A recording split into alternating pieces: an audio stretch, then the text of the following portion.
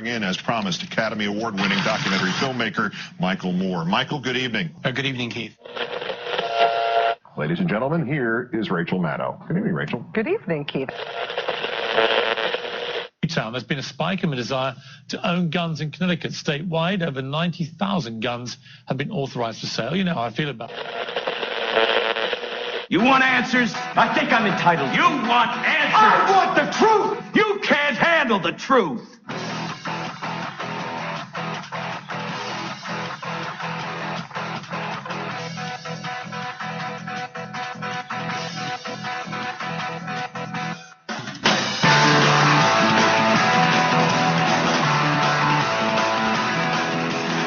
Good evening, my fellow patriots and Americans. Not necessarily in that order, but good evening. You're listening to the Midnight Patriot radio show and podcast. You can join us live every Monday through Friday from 9 p.m. till 12 a.m. Central Standard Time, and on the web 24/7 at www.themidnightpatriot.com, or seems to be my newest hangout, patriotfb.com. For all those that are listening at Patriot FB, welcome. You know, a very wise man once told me, if you want to hear God laugh, tell him your plans. Tell him your plans. So Sandy and I, we had to take care of a little bit of business today. So we drove up to the great city of Milwaukee. Scheduled a meeting, had it all planned out. Said, we'll be, 3 o'clock, we'll be back by 4. Get a little barbecue. Have a little barbecue going in the slow cooker, and we'll be good to go. Get ready for the show. And needless to say, I literally walked in the door here at the studio.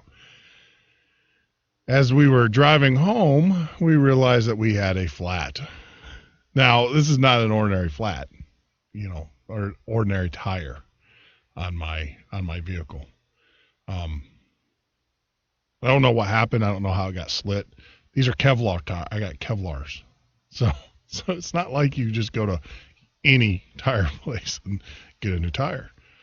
So needless to say, we spent 3 hours unexpected in Milwaukee, but we're home. We made it home. And Sue, I know you're listening at Mountain View Off-Grid Living. Didn't have a chance to have the barbecue yet, but I smelt it as I dropped Sandy off and then rushed to the studio. So it is simmering, and it will be waiting for me when I get home tonight. But it is so true. You want to hear God laugh, tell him your plans.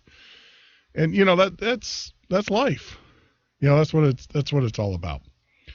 Tonight's show, we're going to be we got sent Joe S. on a special assignment. Shared with him a video a couple days ago and told him to bird dog hunt this thing down. That's my Southern. And before you guys get all offended and stuff, I am Southern, so I can make fun of myself and my background. But so Joe took this video and literally ran with it, and I, he was going to give me a precursor of what we're going to talk about last night. I said, nope, surprise me like the rest of you. So Joe is going to be joining us here after the break to talk about what he has learned, and I know it's incredible. I kind of got the idea of where he's going. We're also going to be talking about pre-crime, Minority Report stuff, armed drones. It's almost like, we're living in a movie, people. I don't know if you guys realize that, but it feels like we're living in a, we need John Fontaine's voice. I can't do John Fontaine. But we need him tonight. President Obama sticks it to all of America. Yeah, this is crazy. But, when we get back from the break, we'll have Joe on. I'm sure it's going to be a lively conversation. Stay tuned. There's going to be some pretty crazy things we're going to be talking about here at the Midnight Patriot Radio Show and Podcast. Join us every Monday through Friday from 9 p.m. till 12 a.m. Central Standard Time, or on the web at www.themidnightpatriot.com. patriotfb.com or on our Facebook social media site that we created, patriotfb.com. Well, they say that the country's done. They say that the stock market's gonna crash. They say that every single one of us is gonna let down while they walk across our back. But I'ma stand up. I'm gonna put my fists in the air. No, I don't wanna have to bring my guns, but I'll be ready if it goes there. But you can let down if you wanna. You can run away if you wanna. You can pretend that this is totally okay if you wanna. You can play dead if you wanna. Get what they said if you wanna. Turn your back on the country, me and you right now. But I don't wanna. So let's stand up, put our fists in the air. No, we don't wanna have to bring our guns, but we'll be ready if it goes there. 'Cause we're the epitome of what's left of the USA. We're hardworking, honest, and we make our money the good old-fashioned way. But you can lay down if you wanna. You can run away if you wanna. You can pretend that this is totally okay if you wanna. You can play dead if you wanna. Forget what they said if you wanna. Turn your back on the country, me and you right now. But I don't wanna.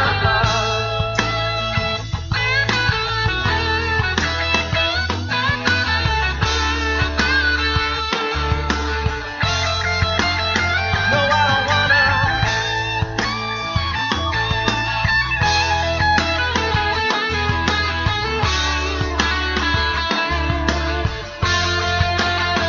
Well, they say that the country's fine with a little hard work and prayer.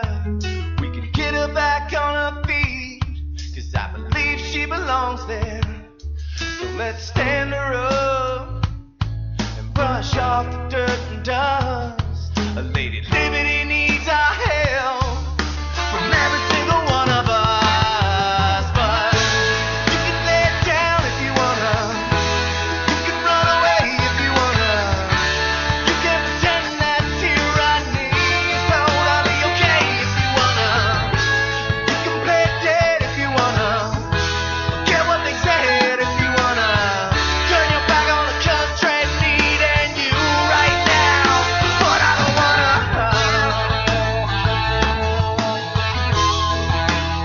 No, I don't wanna.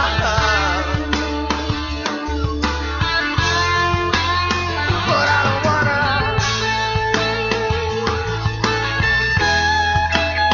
No, I don't wanna.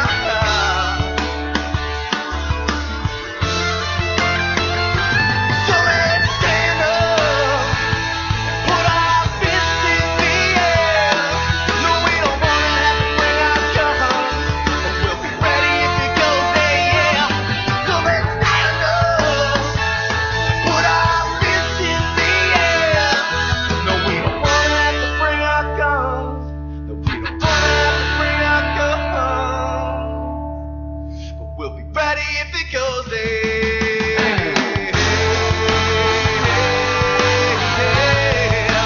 Ready if it goes there. Ready if it goes there. Be ready if it goes.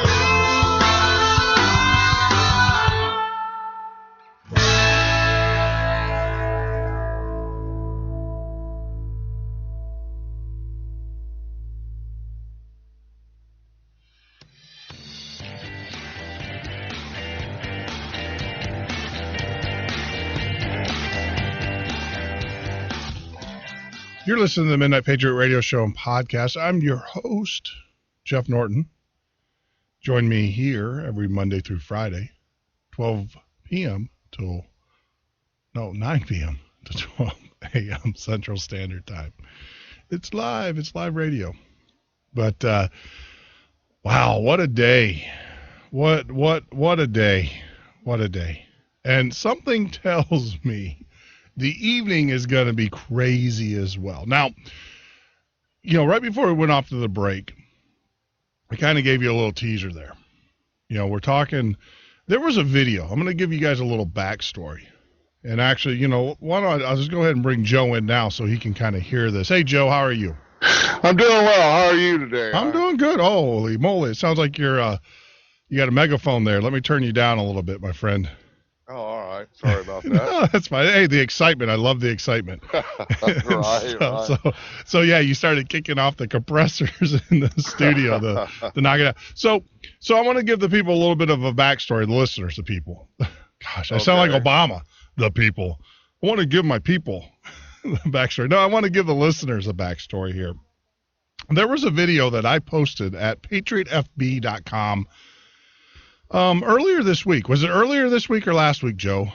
I think it was this week. Yeah, it was early this week that I found, and it was disturbing, to say the least. And you can go to patriotfb.com. Now, listen to what we're going to talk about, but go and watch the video. Highly recommend that you watch the video after the fact. Guys, I'm just going to tell you, it's a proven fact. If you're not married, when you get married, your wife will tell you this. You can't do two things at once. I'm just telling you that now, so don't even try. So I'm going to tell you, listen to what Joe's going to share with us tonight. But then, after the fact, go out and watch this video, and it's entitled "Huge Video: Nelson Mandela Died on June 26, 2013." So so after we talk about it, so we posted that up there earlier this week, and Joe grabbed on it. Now, Joe's our resident scholar, all things New World Order and everything. He's our, Joe, I'm going to give you the title of our chief librarian and researcher. Well, thanks, Joe. You are our, and so Joe saw the video, and then he took off with it.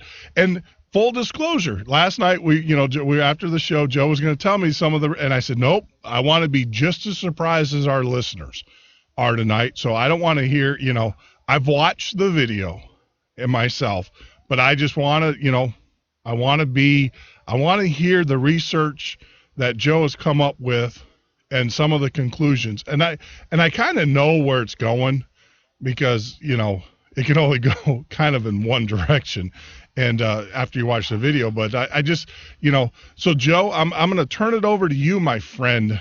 Now, first let's start out with the video, and however you want to do it. This is your time to share with your research. The video is quite astonishing about Mandela dying on June 26th of this last year. He was part of this secret organization, and man, I thought I had the video pulled up so I could link it on Facebook. Or not Facebook, but Patriot FB, and I don't have it. But sorry about that. It's quite an amazing video, and when I research something, I kind of do it like a wagon wheel. I start on the outside ring, and I follow a line of information till I get to the center. And I've looked at this 2-3 different ways and went down 2-3 different spokes because I didn't like what it was telling me in the middle when I got to the middle of the information. But every time it keeps leading back to the same thing. So there's got to be some type of truth to the matter. Now, in order to explain this, we're going to have to backtrack a little bit, or actually a whole lot, about 6,000 years or so. Yes. And everybody's heard and probably watched the movie Independence Day, right? That's the one with the aliens, right? Yeah. Okay, yeah. I just wanted to make sure that there's, it's the one with the alien. Okay. So it had Will Smith in it. And the aliens, yep. All right. Well, what if we've already had our Independence Day 6,000 or 8,000 years ago and lost? And because what I'm finding out, and everybody, I don't know if they've heard of, like your Contra, or maybe I'm not pronouncing that right, your inner energy and what have you. You're talking about your chakra? Yeah, your chakra. Your inner chi, your inner core. Yeah, your okay. inner chi. All right. Well, at one time before this event happened, humankind was, I would say, it would closely represent the movie Avatar, where all the blue people were interconnected with all their surroundings. Mm-hmm. And, we were creatures of pure love, and hence the reason why we lost.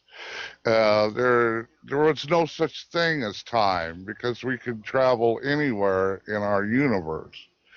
But due to the loss of this war, we were genetically altered to be what we are today, and we only see a very limited, we see with our eyes, and we only see a small spectrum, because we only see a small spectrum of light, and we only hear a small spectrum of sound. Yeah. And they've done this on purpose and over the years. Hey, Joe, I'm going to stop you right there. Are you, do you have like a video playing in the background or anything like that? No, sir, I don't. Huh. Why? That is weird. You know what? It's actually me, my friend. Okay. It was, I was getting feedback or getting echo. So I apologize for interrupting you. And so we're talking about the chakra and all that. And the war. Right, and the war. Yep. All right, now, and what I couldn't figure out is if Mandela died on the 26th of June, why that 91 world leaders needed to be at one place at one time for some form of meeting. And this is how I sort of got to this theory, I'll just call it. It's a theory. Well, back then they used us to, if you look at all the stuff in Africa and what have you, they call white people Caucasians, because we have come out of the Caucasian mountains over around western Russia and down around that area. And at one time, because of our knowledge base, we have enslaved every race on the planet, and including white people. I mean, because you have your elites that do this, and because you know how the elites and the kings and everything, well, you could only breed with certain members of certain families, and what they're trying to do is keep the bloodlines as pure as possible. Sure. Because when they rebioengineered us, they used their bloodlines in us, and they give certain people the knowledge of how to do whatever it is that needed to be done, and basically all the rest of us were just the low peons on the totem pole. Sure.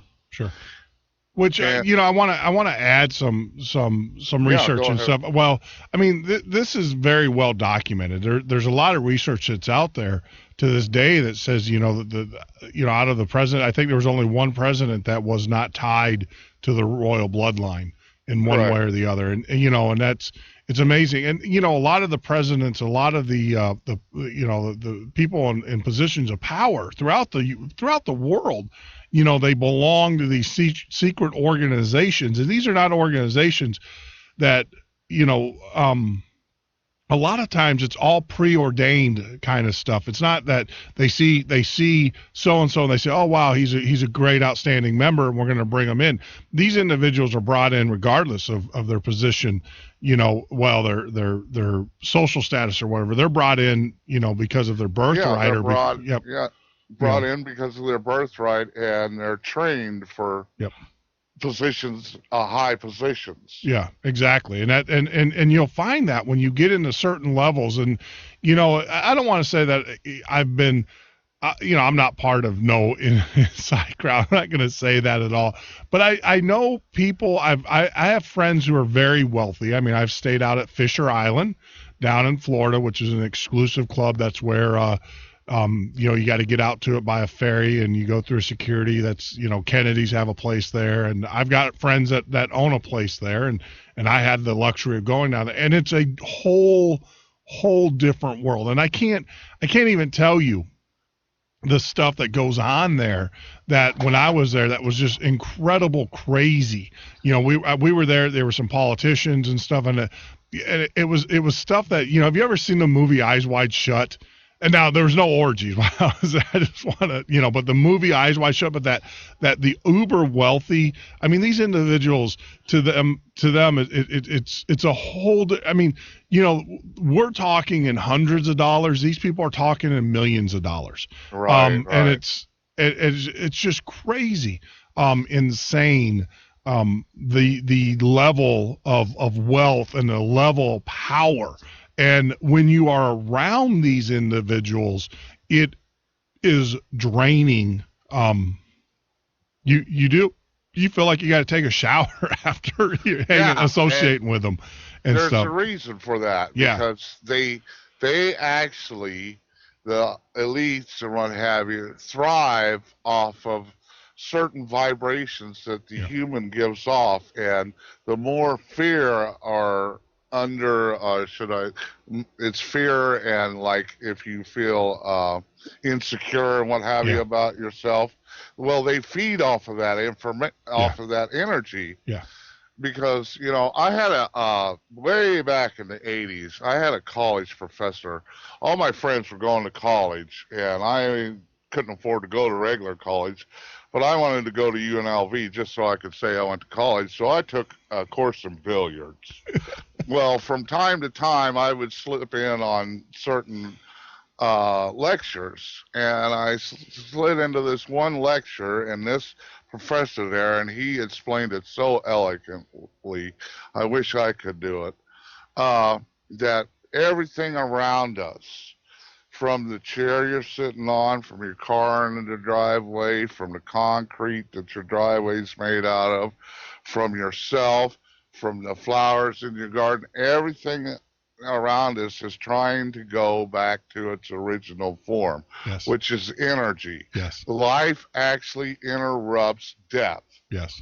Okay, but when you think about it, because the way we used to be, we were all interconnected. I mean, everybody was interconnected. What happened to one affected another. I still, but you know what though? I know that it's a distant separation, but I still feel, I still feel that we all are interconnected as well, and that's why the country's in a backslide, because of the fact that you've got so much evil and so much hatred and everything in the country that the whole country's being brought down, and the shining light and everything. But right. So I just want to let you know, I went to college as well, and like you, I went to a few. Now I was there, for a long time, but even when I was there, I only showed up to a few lectures myself as well. So don't feel so bad. That's what college is all about. Yeah, we'll get our education later in life. College is a way to get away from mom and dad and have a good time. But no, going back, going back to the whole, I still think that we are interconnected, and that's why we stress here with the Midnight Patriot in our show here that we need to rebuild those bonds, and that's why I'm always talking about start with yourself first, then work with your family, and then your community. Get reconnected back, because that's the only way we're going to be able to fight this evil, is that we've got to come back together, not only as a physical force, but as spiritual forces as well. And, so I agree. We are a highly spiritual person. Now, that does not mean organized religion. Yes, I agree. Because when you take organized religion as a whole, like a lot of people don't know, there was 3 other religions that had the same exact thing as Christianity. Yes. Their Messiah was born on the 25th. It was born of a Virgin Mother. Yes. Died on the cross. it was believed for thousands of years that was the powers to be. That was God. Yeah. You know, and of course it was believed for thousands of years that the world was flat. Of course, we learned. Yep. And you know, and we are, as this great awakening is happening throughout the world about this enslavement that the human race is in, the negative power is beginning to switch from negative to positive, because the world will represent how we all feel because of us being interconnected with the energy of the world and what have you. If we're all putting out negative stuff, then we're going to have a negative response from the planet. But as we put out positive stuff and learn how to love, you know, like I said the other night, I never understood love thy enemy until just this last few months. And now I know what they're talking about. And it's simply amazing how this has gone. And, you know, and then with the invention of money was another way for us to enslave ourselves. They didn't have to do it anymore. And yet we have this fake belief that we are free. But we are not free, because if you don't go to work and you don't pay your taxes and pay your bills, your stuff is getting shut off. Now, I've got a question for you, Jeff. Yeah. The American Indian lived for thousands of years without money. Yeah. And they were called uncivilized. Yeah. And, you know, they became, if their one village was growing too much, they had a natural equilibrium with their surroundings. They would spin off, say the Sioux Indians would spin off, and they'd start another village over here and another village over there. Yep. Mankind was not designed to live piled up in the city and sucking up every resource possible and killing the land off, such as they are. I'm a firm. I agree with that. Is that, you know, I mean, if you go back to the Bible, you know, the birds don't worry about what they're going to eat. You know, the flowers don't worry, and that's true. I mean, you can live off the land, and there's this notion, and it's all about control. And I agree with you. When they started monetizing everything, and human nature kicked in at that point, and what has happened now is that we have a corrupted belief system, a highly corrupted belief system. But you're absolutely, it's all been engineered. Yeah. See, I'm a firm believer that if, you know, there's certain things that should be free to the community. You know, and I believe that us as a community, you should work together. And I know a lot of you people out there go, "Oh, that's social." I'm not talking about that. I'm talking about community. I think if you got 5 or 6 of us good patriots, I know who I would pick, who I'd want in my tribe, and we came together and say we had 30 acres of land or 40 acres of land, and we had 5 families. And us 5 families, we would sit down and kind of like what we're doing with Patriot FB, you know, what are your skills? All right, Jeff, you're a good, you know, orator. So you're going to be our messenger of the group. You're going to make sure all the family, you're going to be our Paul Revere. You're going to, you know, ride and tell the other families. All right. And then Joe, what are you good at? Well, I'm good at, you know, farming, or I'm good at, you know, with my hands. So, okay, Joe, you're going to build the windmills for people. And, you know, hey, Sue, what are you, you know, and if I exclude people from my tribe, doesn't mean I don't like you guys. It's just, I'm just going down names of, you know, hey, Sue, what are you good at? Well, I'm good at this, you know, with the prepping. Yeah, everybody has their niche. Everybody has their niche, and you come together. And you know what? Money never comes into that discussion. I mean, I've actually lived like that in earlier on in my life. But the other part of it too is that when you had a person that was mooching or a person that wasn't contributing or pulling their weight, they weren't in the group that much, you know, that longer. And that's you know, that's where I kind of divulge from or you know, diverse from the socialistic point of view of that, is that everybody has something. The Indians weren't socialists. Yes, they were not socialists, and if they had somebody that stole something, they kicked them out or cut their hand off, or, you know, give them the mark.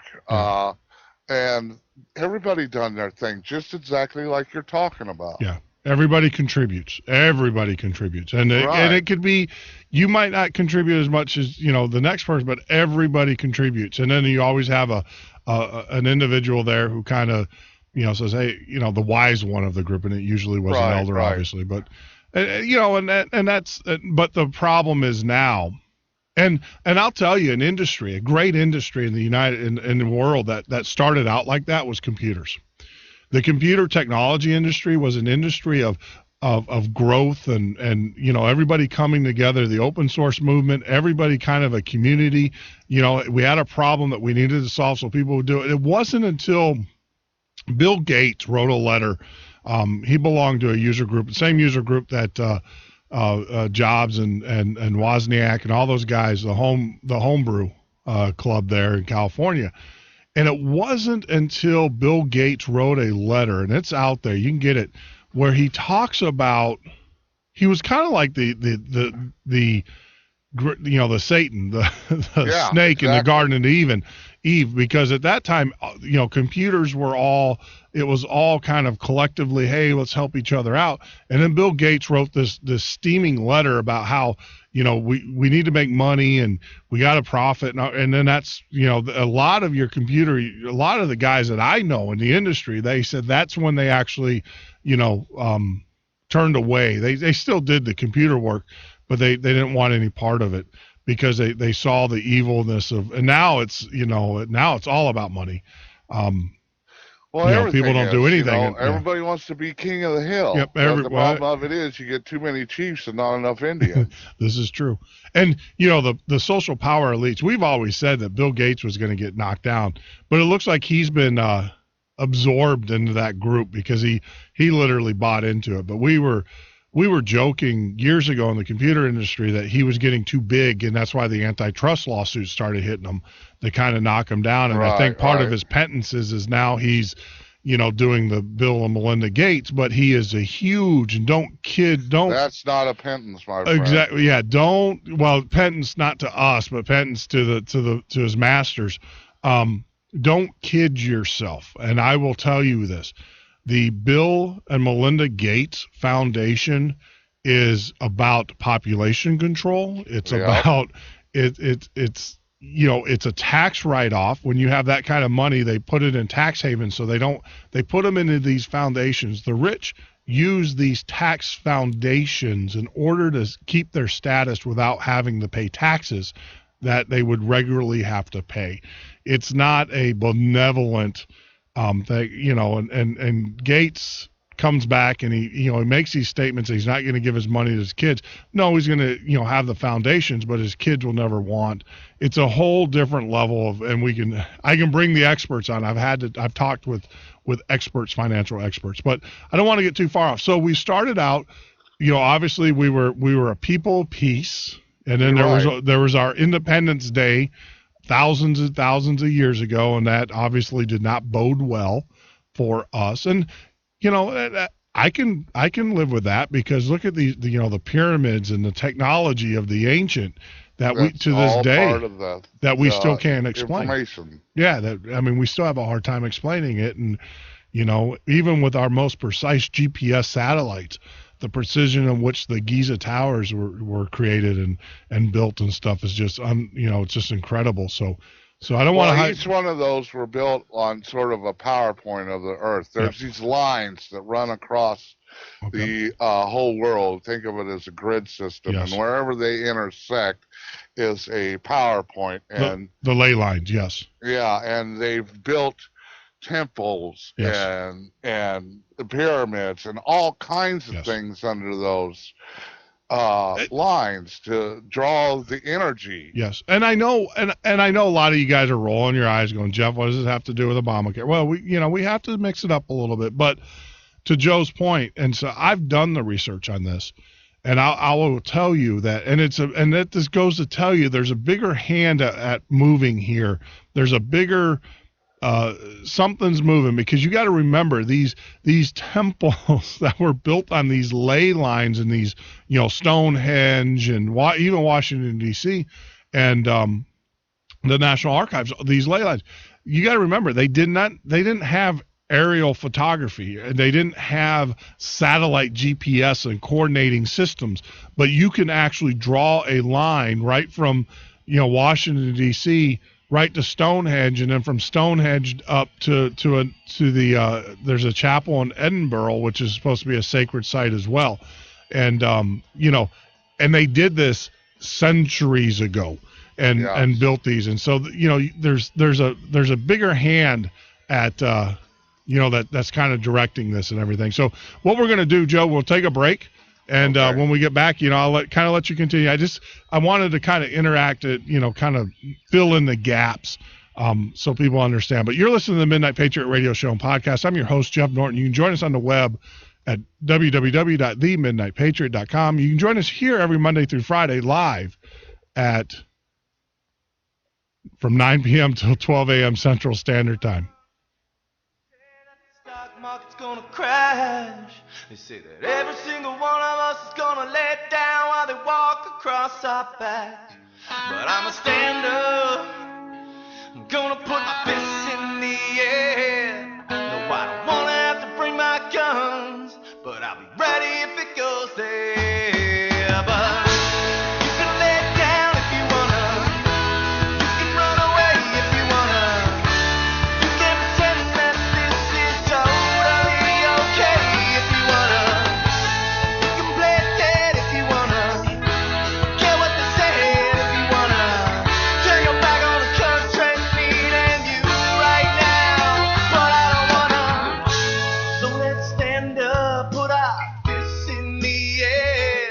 No, we don't wanna have to bring our guns, but we'll be ready if it goes there. 'Cause we're the epitome of what's left of the USA. We're hardworking, honest, and we make our money the good old-fashioned way. But you can lay down if you wanna. You can run away if you wanna. You can pretend that this is totally okay if you wanna. You can play dead if you wanna. Forget what they said if you wanna. Turn your back on the country needing you right now, but I don't wanna.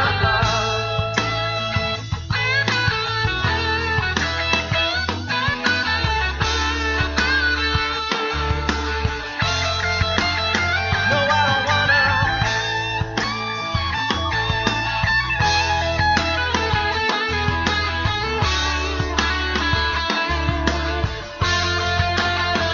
Well, they say that the country's fine with a little hard work and prayer. We can get her back on her feet, 'cause I believe she belongs there. So let's stand her up and brush off the dirt and dust. A Lady Liberty needs our help from every single one of us. But you can lay it down if you wanna. You can run away if you wanna. You can pretend that tyranny is totally okay if you wanna. You can play dead if you wanna. Get what they said if you wanna. Turn your back on the country needing you right now,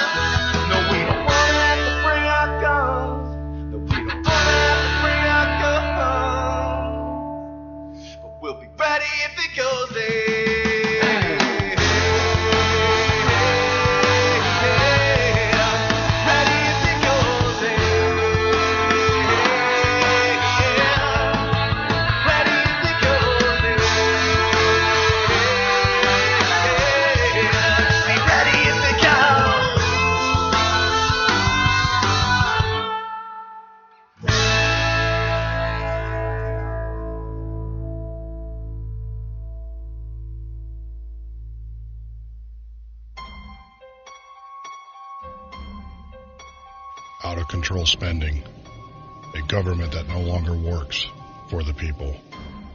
Had enough? Then vote for Stone Anthony for president. Replace politicians with a citizen statesman. www.stoneanthony2016.com. America, welcome home the brave. The brave men and women who serve their country are coming home. Home to their cities and towns. Home to their mountains and valleys. Home to their families and friends. Home to America. Some of these warriors are coming home with wounds you can see, and some with wounds you can't see, like post-traumatic stress disorder. Wounded Warrior Project was created to provide the support these wounded veterans need to ensure their return to America is well-adjusted and successful. But we need your help to ensure that our mission is a success. Help us honor and empower these wounded warriors. Contact us at findwwp.org. America, welcome home the brave.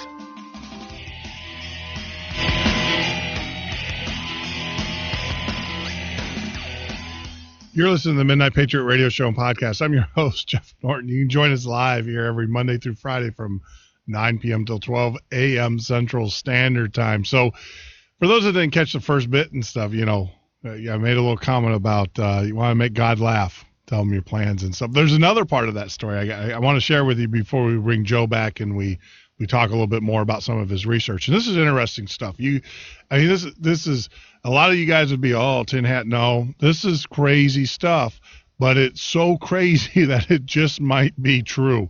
And I'm leaning a little bit, I'm a level set kind of guy. But with a lot of the research that I've been doing and everything and stuff, there's got to be an explanation of what's going on. And, we're going to talk about that. But going back, I had a blowout with one of my tires, so I had to go and get a tire. So Sandy and I, there was a Sam's Clubs. A lot of you guys, go to Sam's or don't go. I don't know if you buy your prepping supplies. I mean, if you need to buy prepping supplies, you need to be going to mountainviewoffgridliving.com. And give Sue a call. I stopped buying all of my food stores from them, and I'm going to be placing my order with Sue and at Mountain View Off Grid Living and everything, just because of the quality and the service and the fact that I can call and talk to her. I can get on patriotfb.com and have a chat session with her. You can't get that at a Sam's. I mean, usually when you buy large bulk food like that at Sam's, they kind of look at you funny and everything. But, without digressing too far, I got proof. I finally got proof that it's not the fact that I block it out. What's said, I got physical proof. And I highly recommend, especially if you're in this business or if you listen to music and stuff, to go have your ears checked. And Sam's has a free service where you can have your ears checked. And I've got the paper. I really do. My hearing is spot on, except at the frequencies of which women's voices are. I kid you not. I bring this up, but it was funny because, of course, I get Sandy's laughing at me. And everything, but they're doing the testing on me of the hearing, and they say, well, the deep voice and is at this decimal and this decimal, but I've got the certificate to prove that I'm not ignoring her. I just can't hear her and everything. So I did that test today, and other than that, I'm okay. And but I do, I digress a little bit, throw a little bit of humor up there because this is a serious, what we're talking about is pretty serious stuff. I mean, this goes back. I've always said that there's a design, there's a blueprint. This stuff just doesn't happen by chance. And I've always said our world leaders, our leaders here in America are playing checkers while everybody else in the world is playing chess. And, if you're a chess strategy kind of person, you understand where I'm driving at with that. If you're a checkers player, then you have no clue.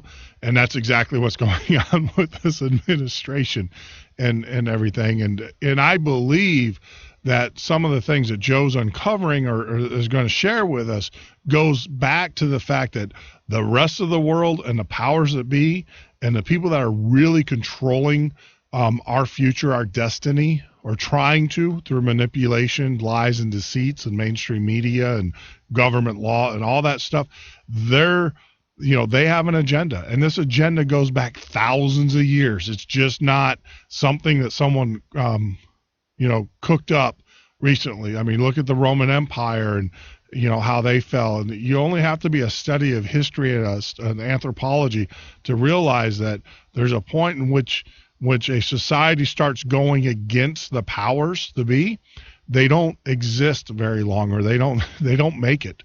And a lot of people might say, well, that's just natural selection, but there are so many, and I'm sure Joe's going to point these things out as we progress with the conversation tonight.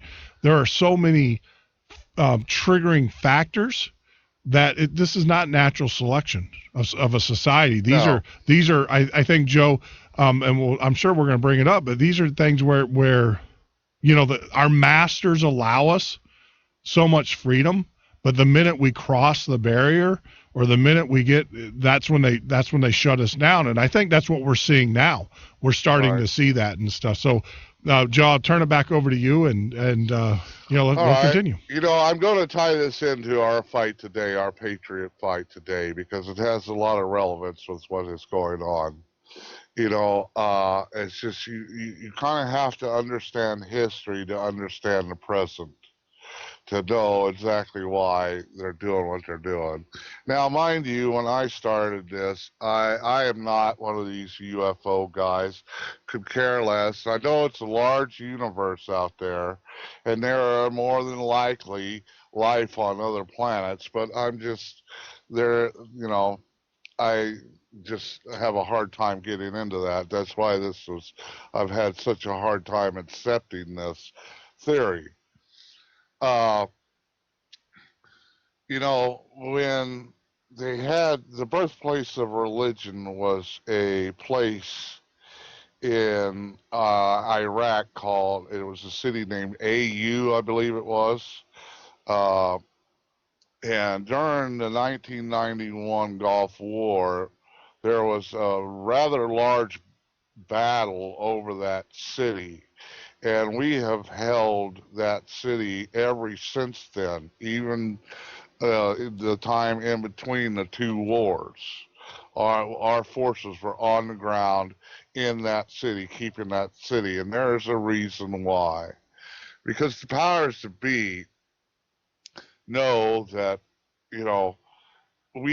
our DNA has a lot of reptilian bloodlines to it.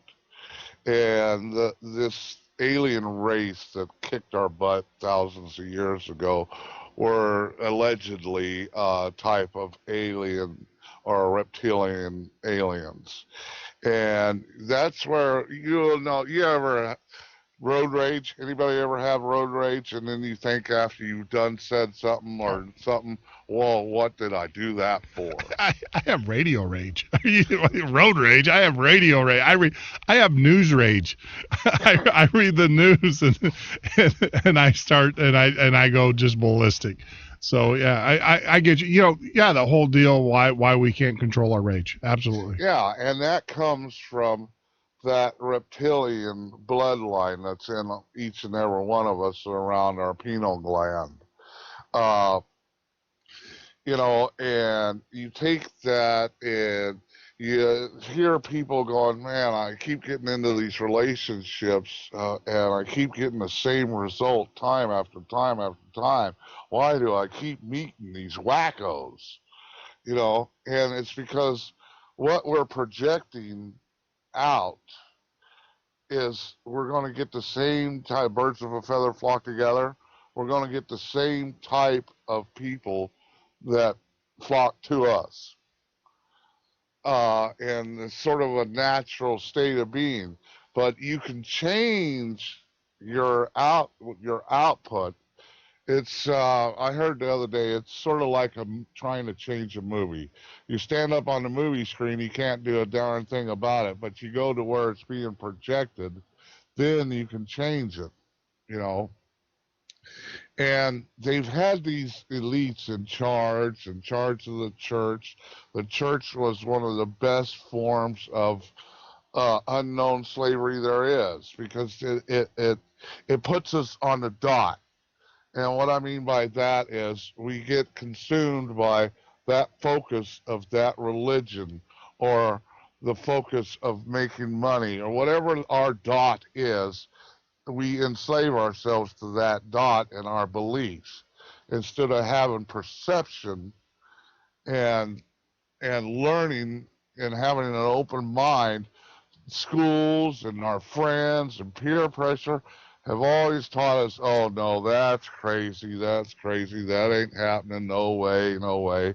And we fall to that, and we believe that subconsciously, and we've become left brain thinkers. It's drilled into us from day one. Get a job, do this, look at the life logically, blah blah. Don't look at it creatively. And it's just simply amazing how they've used this power to have ourselves enslave ourselves.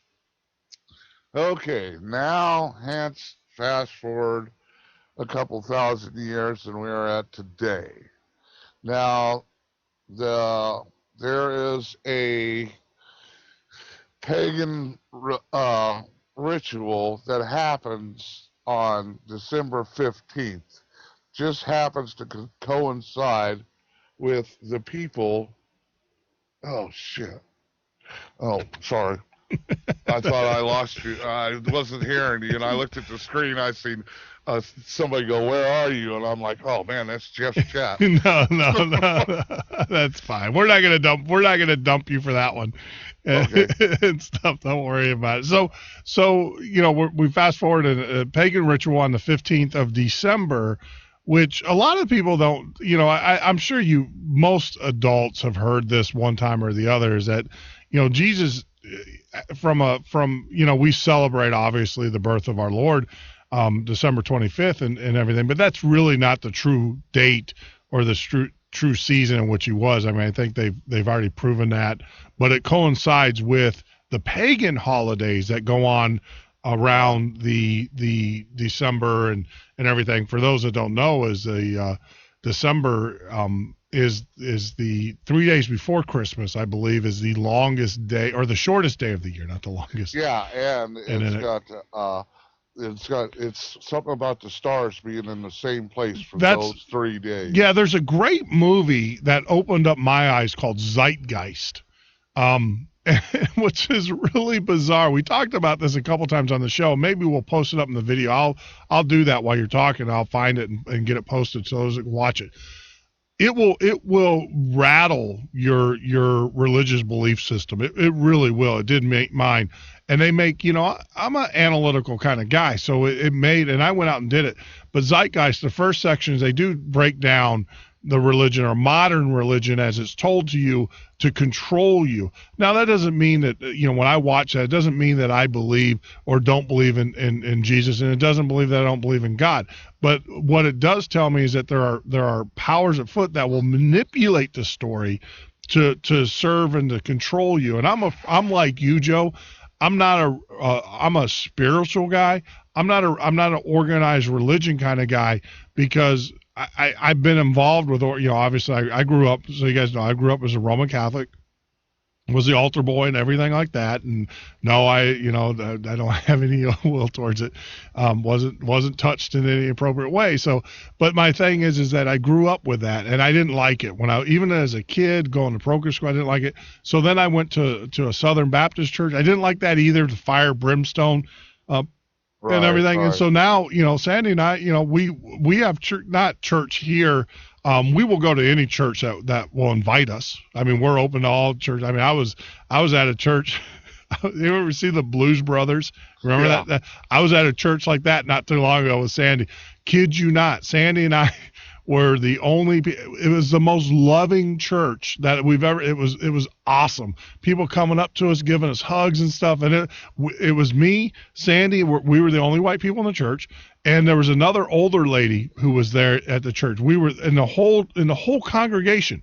We were the only, but it was awesome. We, and we felt so like being there. And unfortunately, we travel, and we just happen to stop, and that's what we do. When we travel, we'll kind of go to different churches. Who knows? We might show up at yours someday, or another, some church someday. But we just pop in.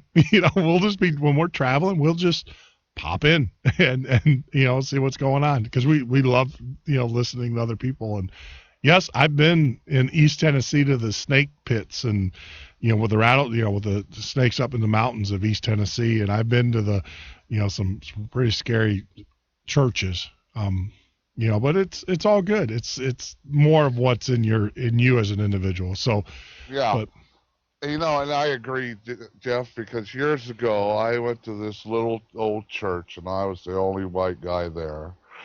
And it was a church, a neighborhood church in a predominantly African-American neighborhood. The church was leaning sideways. They had a blue tarp over the roof. I mean, it just looked absolutely awful. Outside. But that's church. Last time, it's amazing. I listened to all these Christians, we'll kind of take a tangent here. I listen to all these Christians out there. And I've always said, and I've been to mega churches. I've been to huge churches in the South, and 20,000 to 40,000. We're talking stadium-sized churches. And the thing is I always said to myself, imagine if they took all the money it took to produce this and they gave it to the poor. Wouldn't it be a better place? And I'm not, to each their own. To each their own. I will never be a member of an organization like that, because I'm a firm believer. Last time I read the Bible, Jesus never taught in a church. He never preached in a church. He always went to a mountain, to a field, to a thing. And, those are the types, here you'd freeze yourself off. But, I think the most beautiful church would be one that's on a mountain somewhere, on a hilltop, or in the forest, or in the woods, and settle for a cornfield. Yeah, in wherever. I just it's crazy. Now, I don't want to digress, but we're talking about the zeitgeist. It's a great. I'll get it posted up there as a video, and you got to watch that, because it does explain the December, the equinox, what's going on right now very well, and it does it in a scientific format. So you're just not sounding like a conspiracy theorist. You're actually, it is actually based upon astrological fact, and you can go out, watch the movie, and then you can go out with your little stargazing buddies, if especially those that are out there in the plains, out in Idaho and stuff. You guys can go out and you can actually look at the stars, and you can see them line up, and that's the three kings that we talk about in the story and everything like that. So, but I'll turn it back over to you. I just want to interject every once in a while, just kind of give some backstories. Yeah, that's no problem, Jeff, because I can always use the help, because, I go through so much information. I got so much stuff going through my mind. Since I've taken certain chemicals out of my diet and added chemicals that will reduce the calcium buildup around my pineal gland up in my head, I am really starting open up to the world. And sometimes I tend to forget the details and stuff, and I kind of just bounce around a little bit. No, it's all good. So now we're here in modern era. All right. And now I just posted a link on here that explains the reason why, and this is going to tie in. Have you heard of Planet X? Is that, yes, I have heard of Planet X. Do you believe in Planet X? Do you really believe in that? Well, I didn't until I seen pictures of it on the other side of the sun. Okay, they have taken infrared and all types of different pictures of it, and allegedly it's sitting on the opposite side of the sun. So hold on. So what you're saying is that, our relation to the Earth, it's always on the opposite. It's always on the other side of the sun. No, this thing just showed up. It's in a 33,000 year orbit around the sun. It's in an elliptical orbit. But now it's stopped. Okay. Yeah, and it's sitting there, and what they're talking about, these 91 world leaders that came to Africa on the 15th of December were meeting the alien god Martar. I just posted it, I can't pronounce it, Marduk, that has come down, and because, I've been loosely following this other story about the government wanting to implement a false flag UFO type of situation to implement worldwide government. And I didn't really believe it, and I'm not sure I do believe it now, but it's just something I keep open in the back of my mind. Well, I guess all right, so I'm going to play devil's advocate here. All right. So I think that there's no doubt about it that this government's going to do something as a false flag. May blow up the, I'm a firm believer that they're going to pop the derivatives market again in the financial markets, and they're going to do that. I believe that they're also in conjunction. The reason why we're not hearing anything about Fukushima is because they're going to let it, kind of cook for a while until it gets, we're already seeing, almost all the tuna that comes out of the Pacific is radioactive. And we had a gentleman, we actually showed his video this weekend of the snowfall where he, was picking up radiation. And so I think this government is definitely up to something. And I wouldn't surprise them if they do some kind of, other event. We talked about them doing EMPs off of North Carolina. Right. Now, so I guess I'm going to play devil's advocate.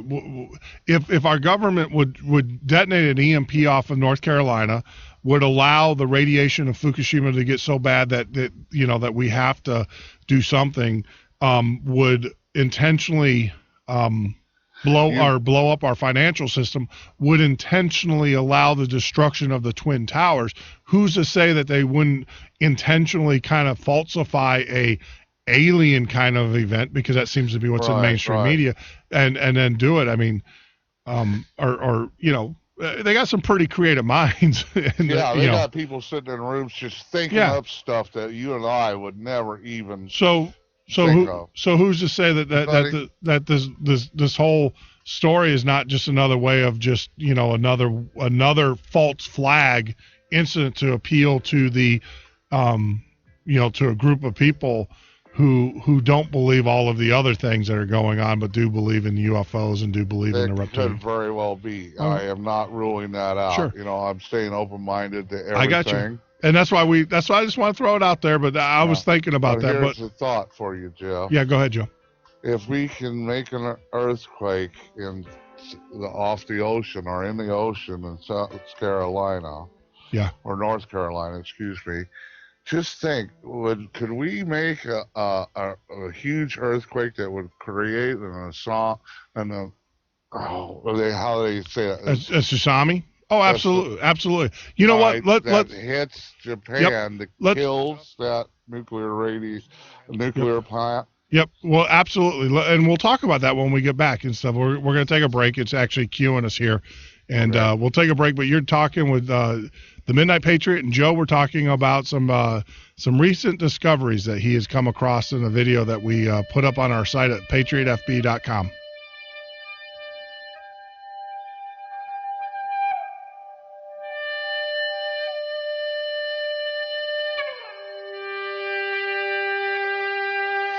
We need a hero, someone to save us from ourselves and our own self-destruction. God only knows we need help. Looking for a hero, someone who cares about the future, not about themselves, but about the idea of America. We need a hero, someone to show us the way. We need a hero who speaks for the people and what we have to say. We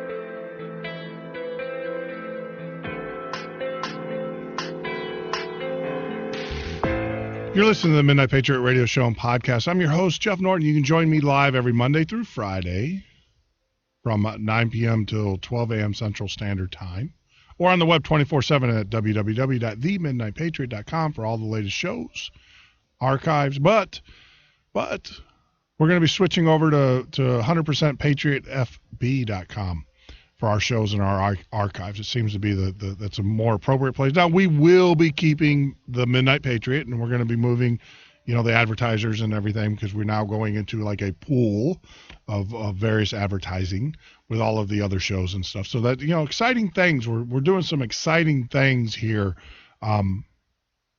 at Patriot FB. It's just incredible. I was talking to our developers today. We are going to be launching. We did some new products there. So you have to go out there if you haven't joined up. Get out there, get joined, get plugged in, get hooked up. It's going to be fast becoming the site for Patriots to come together and meet. So a little housekeeping though before we roll off here and get back to our conversation with Joe and some of his research. All the music is played here at the Midnight Patriot is actually provided to us by Madison Rising. Go out to MadisonRising.com. We highly recommend, great music. If you really like good patriotic music and stuff, great music. And yes, we do have our ASCAP and BMI licenses. That all came in today. And so we are going to start doing a 24/7 between shows. We're going to be playing various artists, various music and everything. So tune in the next week or so. We're setting up those systems to handle the music playing. And obviously we got to keep track of it and everything like that. But a lot of great things, a lot of great things are happening here, happening for the Patriot community, and I just want to say thank you to everybody for allowing me to be a part of it, and giving me the opportunity to use my God-given talents to serve a little bit more out there. And everything. Now, I do want to share a story with you before we go back. We were talking about this, that reptilian brain that Joe was talking about, and the vitriol and the hatred. And I saw this story, and it just reached out to me, and I just want to share it with you guys. So you keep the prayers of this family, in your mind, because during this season, it's hard to lose a loved one. We all know that. We hear about the tragedies. It seems that we lose a lot more over the holidays than we do any other time of year. Maybe we're a little bit more sensitive to it. I don't know, but it just seems that way. And, there's just a very disturbing story that's going on for this family out in Oakland and San Francisco. I don't know if you guys know about it. She went in for a routine tonsil. She had to have a tonsillectomy because she has sleep apnea. And, I'm in the same boat. I actually, not because I'm fat or anything. I actually my parents didn't have my tonsils removed. So I actually have sleep apnea because because of the tonsils are in the way. Now, of course, I can lose a lot more weight, but I would still, I've always had it, even when I was skinny, 6'6", when I weighed 185 pounds, I still snored like a freight train.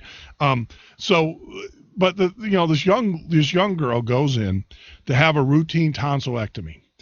And there's a couple disturbing parts here, but let me get to it.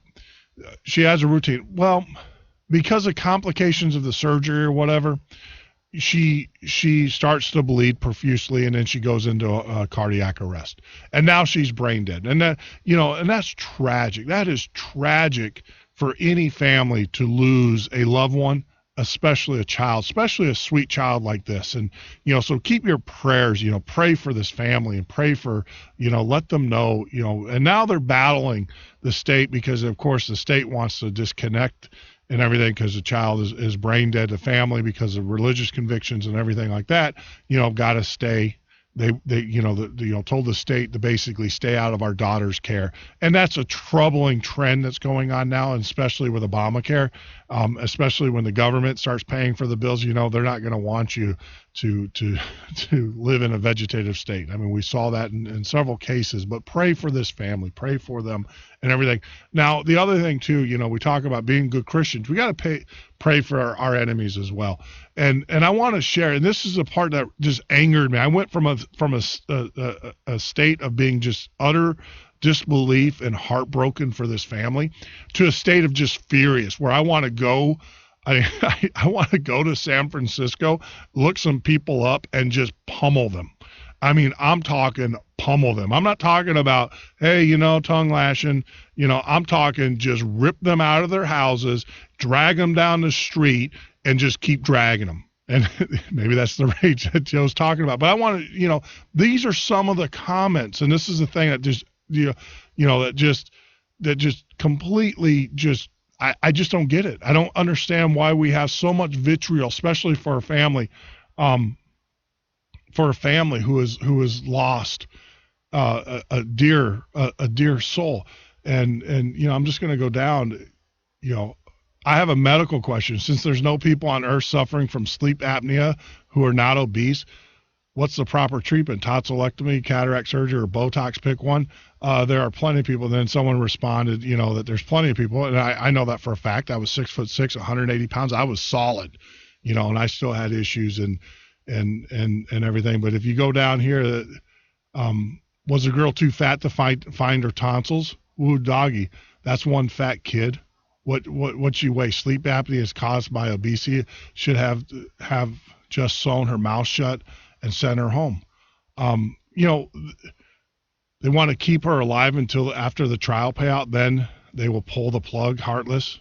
I mean, that's the vitriol. That is the evil that we are facing in this country, in this nation, in this world. They completely lose sight of the fact that a family lost or a loved one, a child at that, and they have that type of vitriol, and that's what we're fighting against. And I think, Joe, that's a good segue to our topic. That reptilian brain that you're talking about, that evilness and everything. So, I saw that, and I was heartbroken. The fact that for the family, and then I have to sit there. The family has to read that. On top of everything, we completely lost our freaking minds in this country.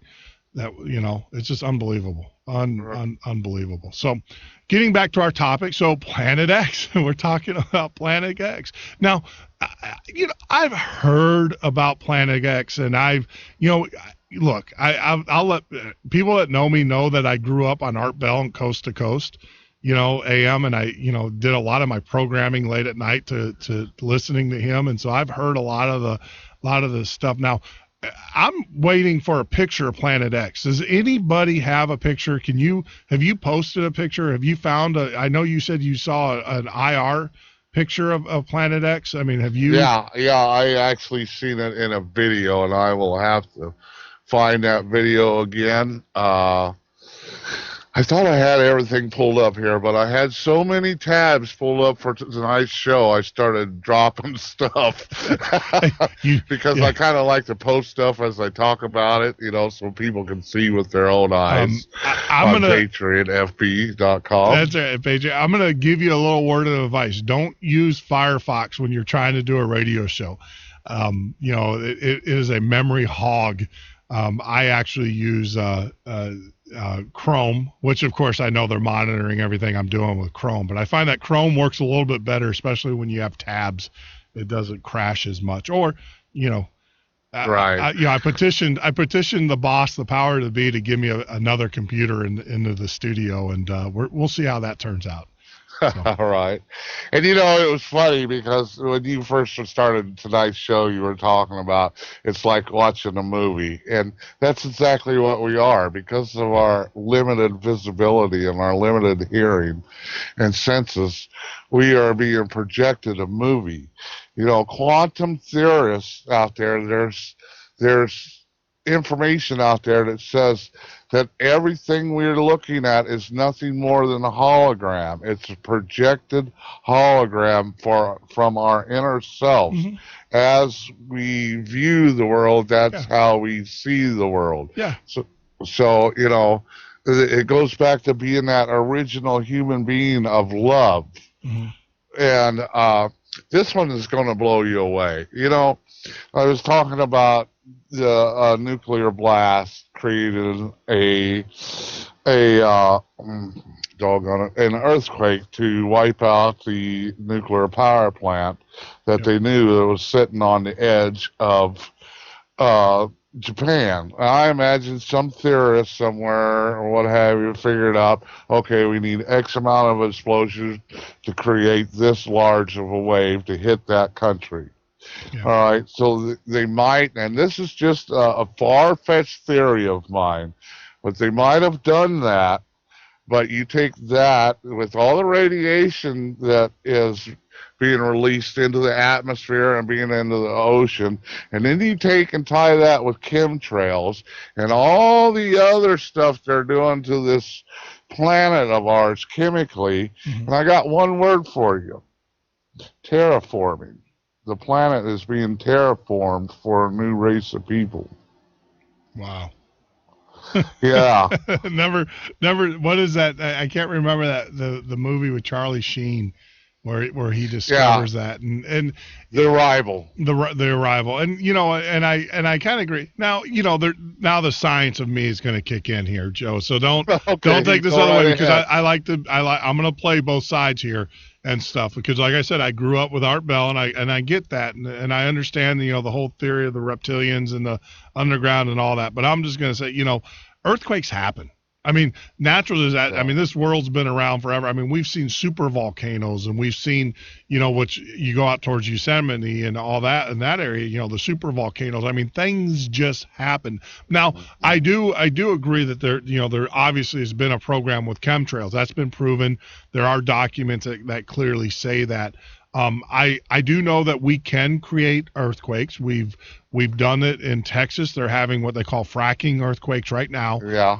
Where they're, because of fracking, and they're putting pressure and they're shifting the plates because of pressure and all that. And so I do see that. But I think an earthquake, I mean, that whole area along Japan and that coastline and stuff, there's a huge fault right there. Right. And I think it was just a matter of time. Now, I do believe, because of sun and the pressure and the tides and all that, that puts strain on the earth, and I do believe that will lead to an earthquake. I think that a government or an agency caused an earthquake?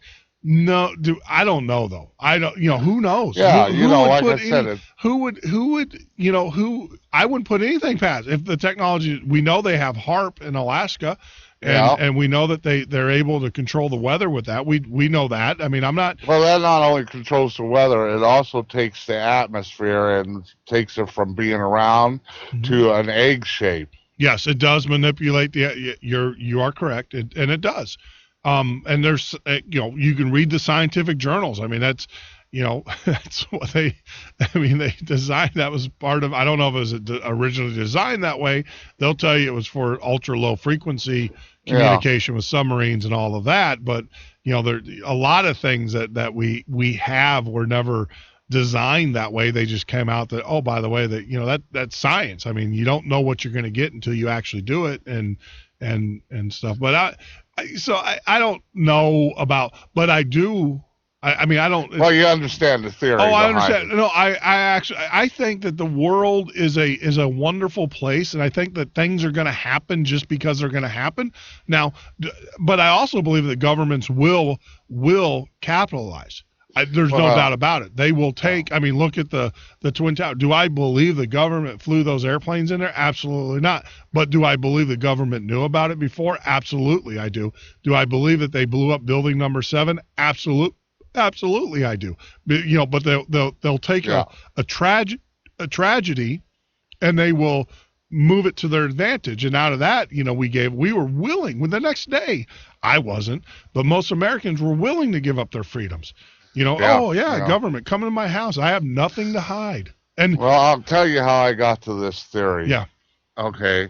Because I put the radiation being released, I put the chemtrails with it, but I also put together with the 91 world leaders that allegedly went to meet the alien god, and they're going to go home, and they're going to go down in their bunkers, and they're going to hide when the time comes, and they're going to be perfectly safe.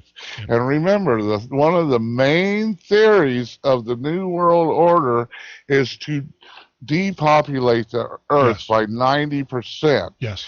But you have to understand, people. We are vibrational creatures. Yes. We only, and you ever hear somebody say, "Hey man, I seen a UFO and I was looking right at it and it just disappeared." Yeah. Well, that's because they enter our vibrational state to where we can see them, and then they flash back to their own. Well, sight. I mean, all right. So let's talk about the physics of that, and then you talk about perception. Like I said, I believe in the science and stuff. So, you talk about perception. You're absolutely correct about perception. I can look at one thing, and based upon my frame of mind, I can see it completely different than what you would look at, the same object, or what someone else would look at. And it's all about perception in that regard. And I agree with you on that one. When you talk about sight is frequency. I mean, light is reflected back at your eyes. Light has a certain frequency. You can bend that frequency and you can twist it in such a way that you can actually cause things to disappear. They've done that.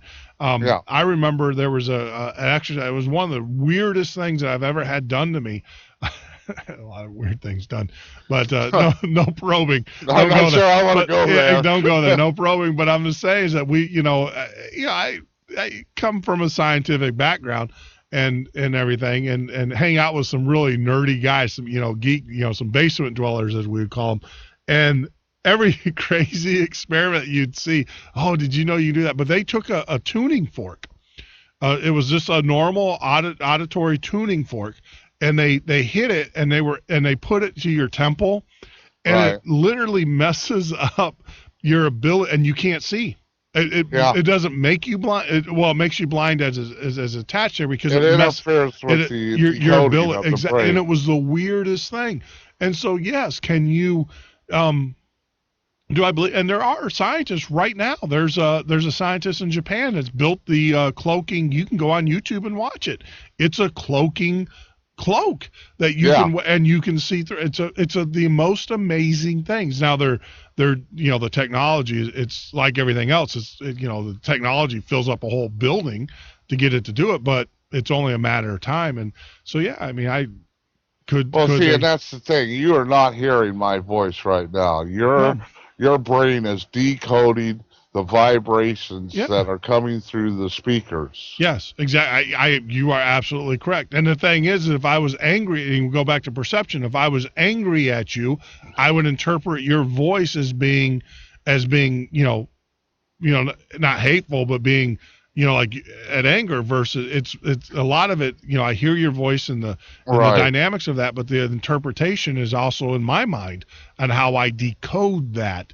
And that's why, and I agree with you 100%. So going back to the theories and the 91 and, the 91 leaders, and, that's significant. We had, it is. It hit me like a rock. I was like, it can't be. All the major leaders of the world were there, and everybody, they go, well, we're going to pay homage to Nelson Mandela. But when he died in June 26th. Yes, that's that, and we'll talk about that in a little bit, and because I know that they did the big, and I knew he was sick, and they had issues back in June, but and they did the big pomp and circumstance, I think the big cover up. But I agree with you. I mean, you had 91 world leaders, all of the world leaders. They got together. And is there documents? Were you able to uncover a situation in which those leaders were actually together in private? Was there ever a meeting? Wasn't, Jeff. I had looked around to see, but the place that they met at, the Sun Temple, is basically their temple for that. That's what I found. They were all in the Sun Temple at one time with this alleged alien reptilian god. Because if you look at history and look at all the stuff that the Egyptians put on their pyramids and that are in ancient cities, you see all these things of half reptilian and half human figures. And like King Tut, the big gold thing on him and the cobra head type of headwear. It was serpent worship, and they said the gods came down from the skies or the heavens. And it makes you think, because I'm not one that believes this stuff, but it still I'm open-minded enough to go, I wonder. Let me dig it. You know, and who knows? Maybe they're perpetrating the story to give you, but the result is the end game is still the same. It's a way of control and everything. And you're right. I mean, think about in Christianity, in the Christian Bible, who was the tempter of man? Who was the one it was a serpent? And you know, a reptile. I mean, and this is the thing. Before God allegedly made Eve, God spoke to man and he told him about food and stuff. And I just found this out today by accident. And it's in one of the last videos I just posted, as a matter of fact. But God also told Adam where gold was. And that's in the Bible. Yeah. Now, there's one person on the planet Earth, according to this theory. Why does he need to have gold? Because gold is a representation of the sun. All right? And if you take the picture of the last summer and look at it, you'll see everybody is in groups of threes. It represents spring, fall, spring, summer, and then on the right-hand side, it would be fall, winter, and then Jesus is in the center, the sun. It's the worship of the sun. And you can see that symbol everywhere. Hell, it's on the top of the Statue of Liberty. That crown is the worship of the sun. Oh, absolutely. I mean, there was a great video that I watched, and I have to watch it 4 or 5 times. It's In Plain Sight. It's called In Plain Sight. Yeah, and it talks about the ley lines and the lay of people. This is great. I mean, we had Jeff Hayes on the show about a week ago. I'll bring him back in here because he wrote an outstanding book on this, and a lot of the he didn't go as far as the reptilians, but he talked about Nebuchadnezzar and everything, and I need to bring him back on because he's working on another book. But, we had a great conversation about, the occult and how it is so intertwined, even Washington, D.C. But I watched that video on Plain Sight, and I was just blown away. I mean, just completely blown away. Look at the phallic symbol, the worship monument. The one, they put a torch on top of the spot where Kennedy was shot at, letting the whole world know that the Illuminati killed him. Yeah. Well, wait a minute. A torch where he was killed. I don't remember anything like that. God, I just was looking at it here 4 or 5 days ago.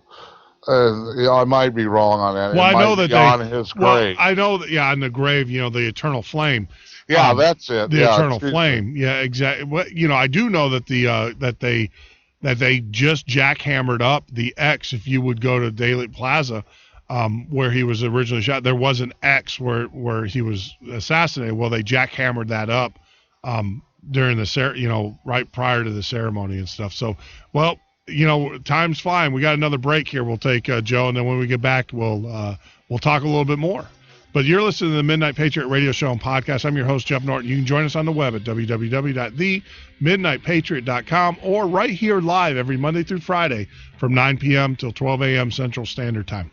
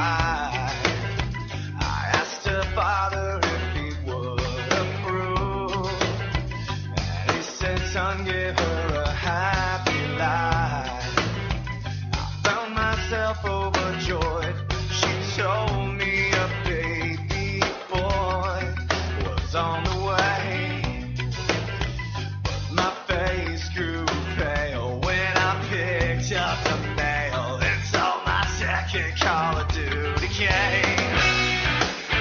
I'm fighting for the things that I believe. It's time to go, my country's calling me. And I know walking through that door, leaving with my head high. Set my country through this war, but I'll come back with pride. I love my family, but I'll serve my country, and I'll be the man before the old to those above me. But I'll fight harder, and I won't be martyred, and I'll make it home so all my children know me. When I go walking through that door, leaving with my head held high. I'll serve my country through this war, but I'll come back with pride. And I go walking through that door, I'm leaving with my head high. Serve my country through this war, but I'll come back with pride. All my children love me. I'll come back alive. All my children love me.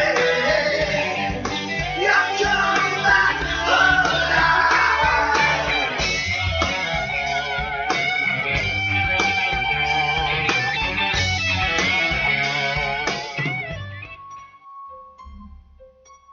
Out of control spending, a government that no longer works for the people.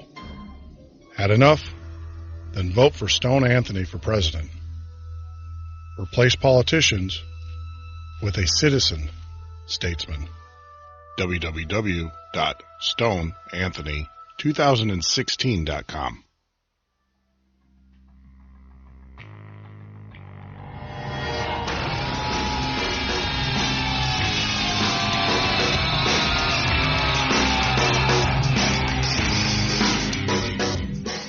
You're listening to the Midnight Patriot Radio Show and Podcast. I'm your host, Jeff Norton. You can join us on the web at patriotfb.com. That's our new sister site. We're kind of taking that over. And, that's a social media site for the Patriot, by the Patriots. And when I say by the Patriots, it was created by us, by your input, by suggestions and everything. Everybody asks me, are you the owner of this? I'm not the owner. I'm the caretaker. I'm just the caretaker. I mean, it needs to become bigger than me. It needs to become bigger than any of us. It needs to be a project, a site, a social media site for all of us to use and to utilize the tools that are out there. And we're going to continually add more tools. And if you want to help out, I know at times, it's Christmas. Take time and everything. But if you want to help out, make a donation there. Click on the donate. Do whatever you can do. I mean, that would be great. We were sitting down today with Sandy and we were doing the bills, and it's kind of like, and everything. We're going to continue on. We have plans to keep this thing going, so don't think that's going to go anywhere. The hostings have been paid for and everything, so everything's cool there. We're not, we're not like PBS, asking a handout from you and everything. We're just, if you guys want to help out, that would be great. If you don't, that's cool too. We're good with that. We're down with that. There's no requirement, and everything. So, but before we get back to talking with Joe about some of the research that he's done and the 91 world leaders coming together for the fake Nelson Mandela death. We're not saying he didn't die. We're saying that he did die, but he died a lot earlier than what they're saying, and they just use this as an opportunity to get together to have a world summit. And there are arguments and there are discussions out there that they were meeting with the true world leader, universal leader, And so when Joe, when we get back with Joe and stuff, we'll bring that back up and continue that conversation. But one of the things I do want to share that's very disturbing, I was perusing the web today and I came across this, and I just want to play this video for you and see if you guys can remember the movie, and then we'll go ahead and talk about the news for the segment. Okay, Jad, what's coming? Double homicide, 1 male, 1 female. Killer's male, white, 40s. Set up a perimeter and tell them we're en route. I'm placing you under arrest for the future murder of Sarah Marks. Give the man his hat. The future can be seen. All we have to run on are the images that they produce. We see what they see. There hasn't been a murder in 6 years. There's nothing wrong with the system. It is perfect. I agree. Murder can be stopped.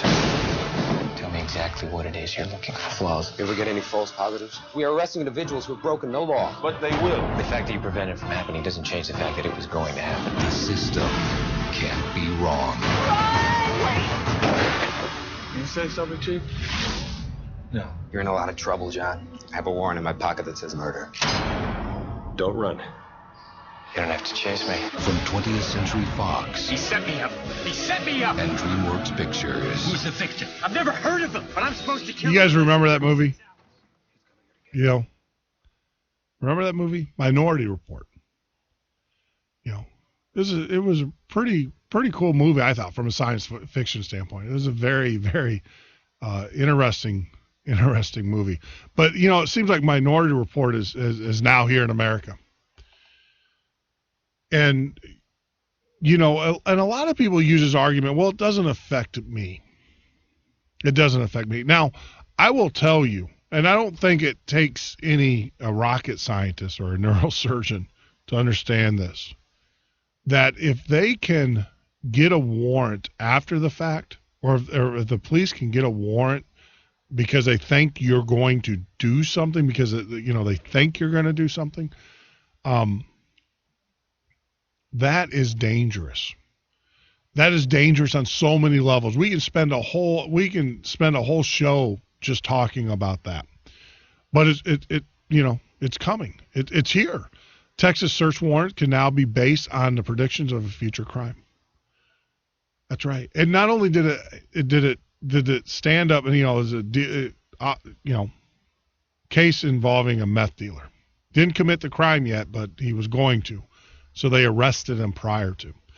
And then after they arrested him and walked through the house and did all of the things that they did without having a warrant, then they got the warrant after the fact, after they had the evidence. So the arguments were, obviously you can't use that in evidence. Well, the appellate court overturned it, or didn't overturn it. They affirmed it. It's called an affirmation. They affirmed it. So now you have law enforcement who can now go into your home.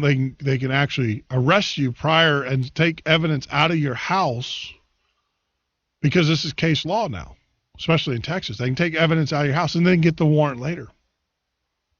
Pre-law kind of stuff. It's scary stuff. Now, I know most Americans are sheeple, are out there going, it's not going to affect me. Well, is it? Is it you had a bad day at work? Maybe lost your job? You're on Obamacare, right? For you sheeple. You're on Obamacare. If you're not on Obamacare, they think there's something wrong with you too. I think you're probably more at risk of this than if you were on Obamacare. But for whatever reason, had a bad day. Boss calls you in. Worried about him. Police are there waiting for you when you go home. We're concerned about you. We already know this administration, these municipalities, most of them are gun grabbers. We're going to come and get your guns because we're worried about you without having a warrant. So then they come into your house. And then they see something else that they don't like. Whatever it may be. Maybe they don't think you're feeding your kid enough of the crap that you get in the grocery, for whatever reason. Then they charge you with another crime. See how it's a slippery slope? Maybe they just come and search your car because they want to. And they find an empty beer bottle or beer can. Who knows? And then they get the warrant after the fact. You not see how this goes. This is how this government works. This is how it works. And it just was affirmed in an appellate court. So not only do you not only have trial law that sets it, but you have an appellate system who affirms that it's okay now to do that. Be afraid, my friends. Be very, very afraid. Now, when we get back to Joe, I'm gonna pull up a caller. I know you're on there and stuff. So let's go ahead. Hey, caller, are you there? Can you give us your first name and where you're calling from? Yeah, Jeff? Yes. Yeah, it's Wolfie. I can barely hear you again tonight. Yeah. Okay. Hey, I wanted to let you know, I'm not sure if you realize this or not, but the Department of Natural Resources can come into your house at any time. Yes. DNR officers. Yes. They don't need a warrant. They don't need a warrant, but you have to have game, or you have to have something, or they don't need a warrant. There's got to be a precursor, though, and I can't remember what the trigger mechanism is. Well, I think it has to be that you're right. What it is that when you get a hunter's license, I remember now, when you get a hunter's license, a hunting license, you are giving up part of that license. If you read it, you are giving up your right for that. They can actually, by you having that hunter's license, that allows them to come and inspect your private property. Absolutely. Which you have to buy. Which you have to buy. Absolutely. So you're stuck either way. So, but did you happen to see the video of the man, I believe it was in Montana, that was fishing for sustenance? Yes. They took him to court, and he walked out of court? Yes, he walked out of court. But the story that they're not telling, what they did is they let him walk out of court, and then they charged him. I mean, they found him guilty after the fact, which that's huge in itself. I mean, but they allowed him to walk out of court. But there's a second part to that story, is that after he walked out of court, the judge then reconvened the court without him being present, and then turned around and convicted him, and then found him guilty. And so then they issued a warrant for his arrest. So, but that's a great topic. Without him being present. Without him being present, exactly. So, hey, Mark, I'd love to talk to you, but we got Joe on the line, and we're talking about some of his research that he did and everything. And so I want to get back to him because we've got a lot more to cover, my friend. But thanks for calling. Awesome. Yep, thanks for calling. Hey, Joe, are you there? Yeah, I'm here. All right, sorry. Yeah, I can hear you. Absolutely. I just wanted to, kind of take that call, and so Mark, calls in every night, but that, just amazing. It's amazing. It is. And I don't want to take away from what we're talking about here, but I just wanted to throw some of these tidbits in there and give you a time to, take a little break and everything. So, all right. So we got the 91 leaders, we got 91 world leaders coming together. World leaders, 91, people don't understand. You might get 20. Yeah. Together, the G20 or the G8, but 91 world leaders coming together and, having. That's next to impossible. It's mind-boggling. Yeah. It's mind-boggling. I mean, if you think about it, 91 world leaders. I mean, it's just. I mean, there was something else, and I know everybody said, well, they were there to, obviously President Obama was there to hook up. And I've seen that. With the Danish prime minister, but and take some selfies. I mean, he was reliving some of his college days. But you know what though? Everybody looked at that and thought that was very odd behavior. Even myself, I'm like, even Obama, that was crass. That was crazy. This is a stretch, and I'm just going to throw it out there. If I knew the end of the world was coming, or if I knew something was going to happen in the near future, I might let my hair down. I might just say, what does it matter? Large, baby. Yeah, exactly. What does it matter? What? Well, that's because don't flat give a damn about us. Yeah, I mean, they don't care. And, and you take this Wall Street and all these people making all this money, which I'm hoping, you mind if I say something about the guests that I'm trying to line up for your next week's show? Well, you know what? What we'll do, let's leave it a teaser for everybody, so they have to listen to the other thing. I'm learning this. This is skill broadcasting. I'm learning. Let's leave it a teaser for the end of the show or towards the end of the show. And then we'll bring that on. But you got me going. All right. So I got my 91 world leaders. I got an alien from the planet X who is here. We've got Icon, which is the comet that's like moving and changing directions. And that, like I said, I deal with facts here, people. I mean, you got the Icon, this comet that's supposedly on the other side of the sun coming around, or it's already made its turn and stuff. It's changing directions. It's doing things that comets don't normally do. Yeah. So, all right. So we got our world leader. And the planet X's name was what? Naboo? Naboo. Yeah, I've heard that, Naboo. Yeah. Yeah. Well, that's the exact name of the reptilian. Of the leader. Not the leader, but their race of people. They're called. What is that here? Anunnaki. Oh, the Anunnaki? Yeah, Anunnaki, but it's called the Nabooian Anunnaki. See, and that's scary because I've heard this. I've heard this before. I've heard the Anunnaki before. I've heard it on Coast to Coast AM and those shows. With George Norrie or actually, yeah. I mean, I've heard. Yeah, I knew exactly what you're talking about. So, all right. So here we go. So you take all these little dots and you connect these little dots together, like such as I have, and I know that this is such a far-fetched theory, and I'd be glad to be called an idiot any day of the week rather than have it be true. Yeah. And if they are terraforming the planet, because these people can only exist in our reality for short periods of time before they have to go back to wherever they come from. And if they are doing this terraforming, and you take this with the banking, they're on purposely crashing the American dollar, the European euro, and all this. And everybody thinks they're being distracted by this. Oh, well, they're doing this so they can bring in a one world government. But they might just be doing this because they know the party's about over. They'll make as much money as they can. Yeah. Then right before the dollar drops, or the bottom drops out of the dollar, they're going to buy every ounce of gold that they can get their hands on with as much money as they can. So they have a barter system after everything goes to heck. Now, so you have, all right, gold obviously is the commodity of choice. So, all right, I'm an alien being. I obviously have superior technology than you and stuff. And you're going to barter with me with gold? I'll just take it.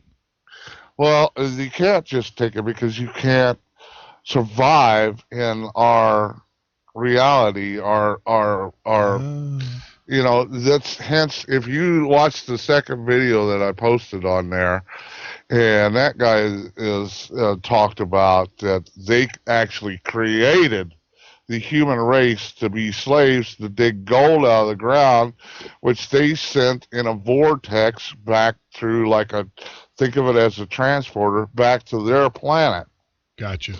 All right, because the gold is to them it's a universal thing for the sun god, because there's more rare metals out there, titanium and what have you, and you look at all these dots and you start connecting these dots and this story starts to appear and you're like, okay, I've had one too many, or not enough sleep, or one too many beers today. I need to go some other direction because this can't be right. Yeah.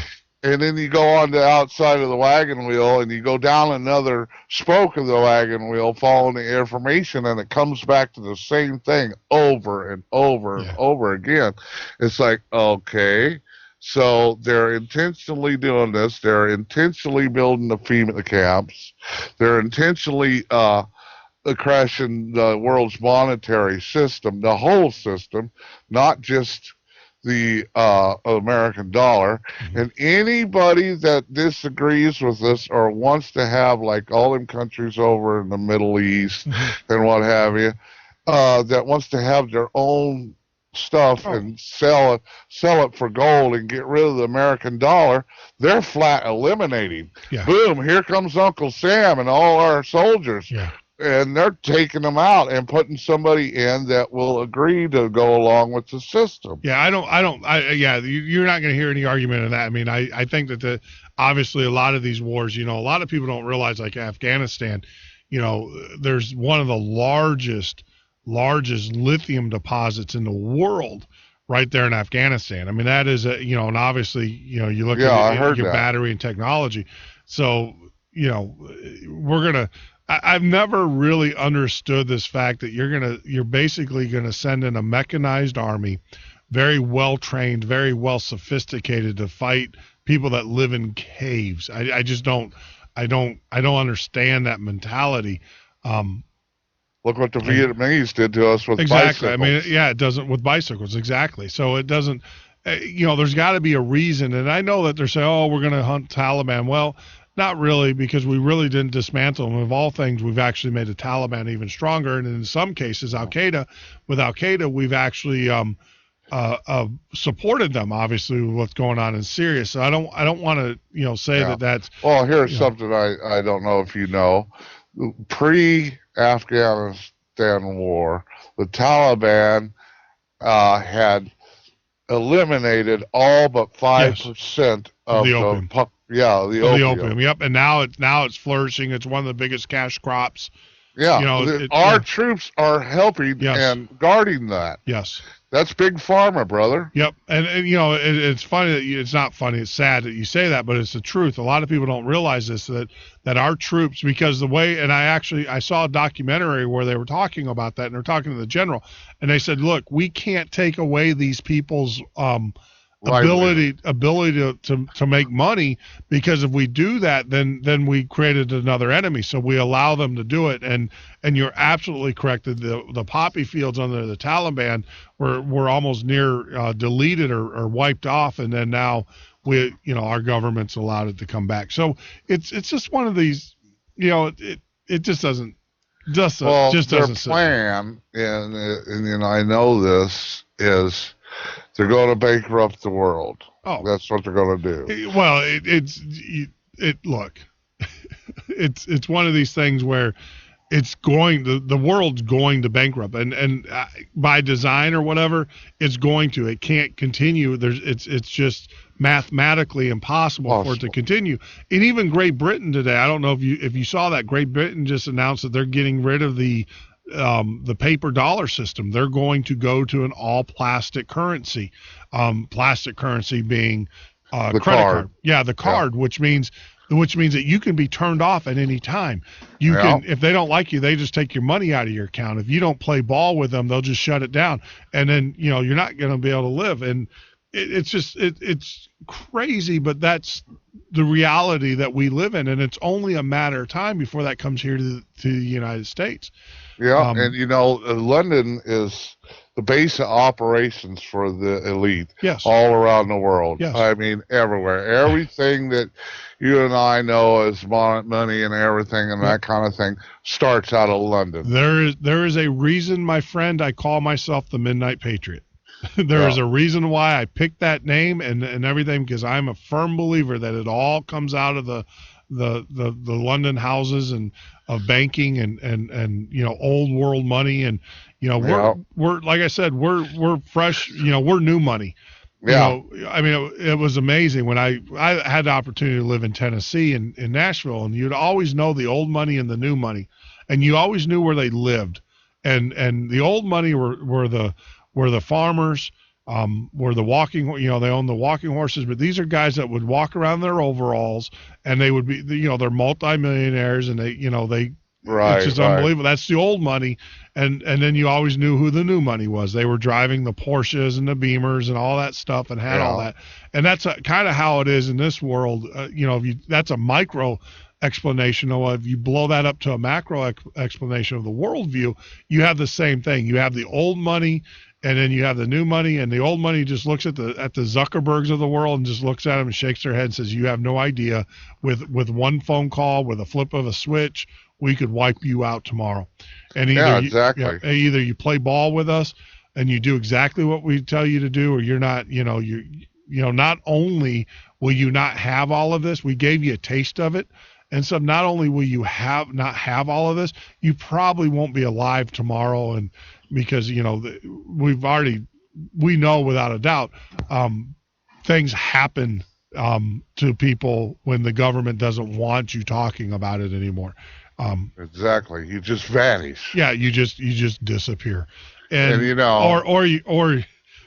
or your car goes down the street. And I'm not talking about Paul Watt. I'm talking about the reporter that his car just mysteriously blows up, and then or Tom Clancy who mysteriously dies, or it's just amazing how I can't believe the people that the system is just blatantly killing. They don't even care anymore. Well, exactly. I mean, they're the scientists. We haven't reported about this, but this is something that I think our listeners need to know. There is a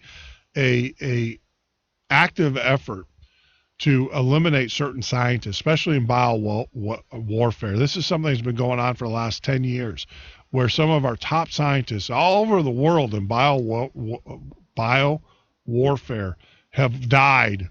And it's a statistical anomaly. I mean, you can take any general population, put them together, and you can say, all right, so many people are going to die this way. So many people.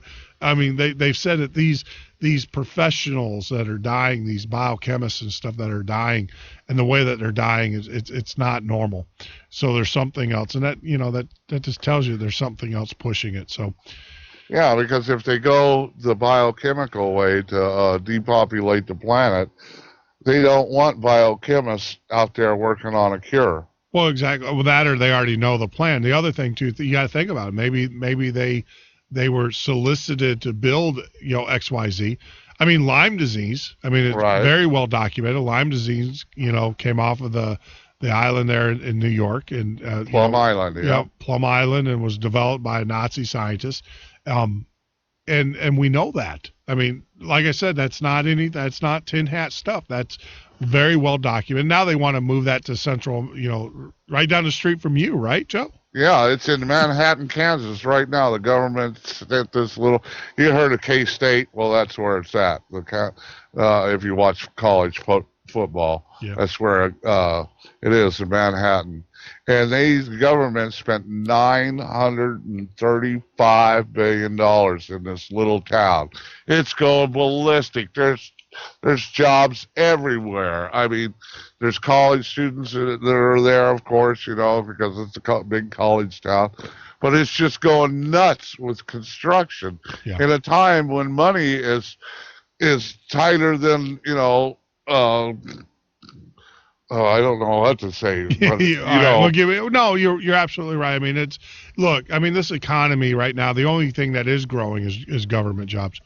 By 40%. 40% of the people getting hired today are going to the government. I know. I was talking, like I said, we had some time when we were getting our tire changed and stuff. So we went over to Sam's and we were, hanging out over there. And I was talking to some of the guys there and just carried on a conversation. And everybody's hurting.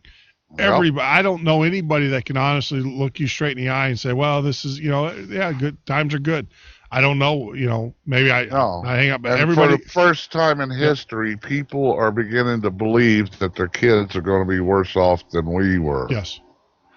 Because our parents believed that we were going to be better than their parents or than them, and their parents did the same with them. Absolutely. So it's just, it's changing. So, all right. So is there anything, so your research is, what else did you come up with? Well, basically, you have to think of this as the Matrix. They don't want us to wake up. They don't want us, because if enough of us wake up and start concentrating on the power of love and the power of positive thinking and loving thy fellow man and what have you, that energy, that positive energy, is going to beat these people because they can't deal with it. You know, there's just we have to somehow or another get to this point across that we need to love one another as a brother and sister, and we are all part of this whole universe. We are energy, and there is no such thing as death. There's no such thing as time. We are right now. This is what we are. It's right now. We are not yesterday. We are not the day after tomorrow. We are right now. Our perception and our belief in time is what makes time. But think of life as like information on a CD-ROM. If you drop it down in the middle of it, that's what picture pops up in the screen. Well, our life is just like that. We're being projected this movie of life. It's not real. It's a hologram. And when you die, yeah, our shell dies, but our life experience goes on.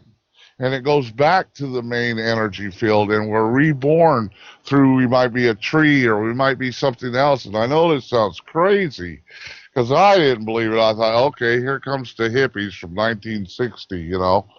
And it's like, but when you start to realize that we're all interconnected and we have to stand united as a people all over in order to win this fight for our freedom, because you know it was used to be when before all this stuff happened and we were engineered to be like we are now, we had true freedom. There was no governing body. We could be here or we could be on the planet Venus because we were energy, and just by thinking about something we could do that. Yeah. I agree wholeheartedly. There's a great documentary called I Am, I and then AM, I Am, and it basically says that if you can think about it hard enough, you can pull it together. And you know what? I agree with that to a degree, because I mean, think about the power that we've been able to do just in the short since October. And then, of course, the people that I've been able to surround myself around just because of thinking positively and everything, and you know, being associated with people like you Joe, and other people. I mean, it's amazing. I would never have thought, you know, in a million years that you know prior to October that I would be associated with such patriots and such people, and it's just incredible. So we're going to take a break, and when we get back, we'll you know, for the last segment and stuff, we'll just kind of wrap it up, and then march forward. We do, unfortunately, have an unfortunate announcement that we'll make in a little bit, and everything. But you're listening to the Midnight Patriot Radio Show and Podcast. I'm your host, Jeff Norton. Join us on the web at www.themidnightpatriot.com or at patriotfb.com. That's patriotfb.com. America, welcome home the brave. The brave men and women who serve their country are coming home. Home to their cities and towns. Home to their mountains and valleys. Home to their families and friends.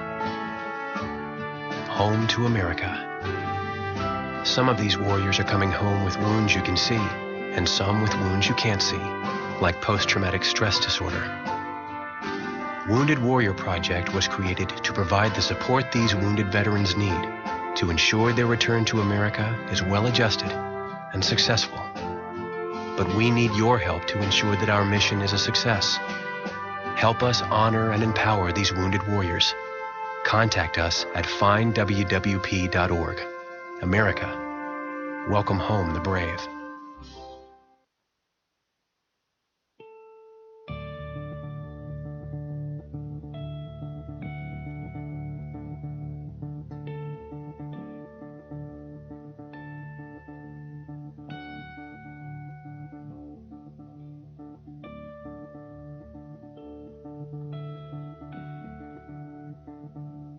Oh, say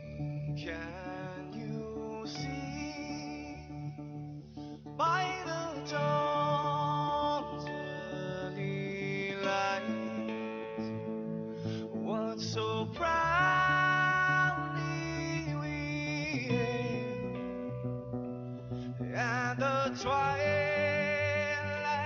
lies gleaming, whose broad stripes and bright stars through the perilous fights. Oh, the ramparts we watched were so gallantly streaming, and the rockets trembling, the bombs bursting in air, gave proof through the night that our flag was still there. Oh, take me to that star-spangled banner, yeah, wave for the land under the brave, and the home of the brave.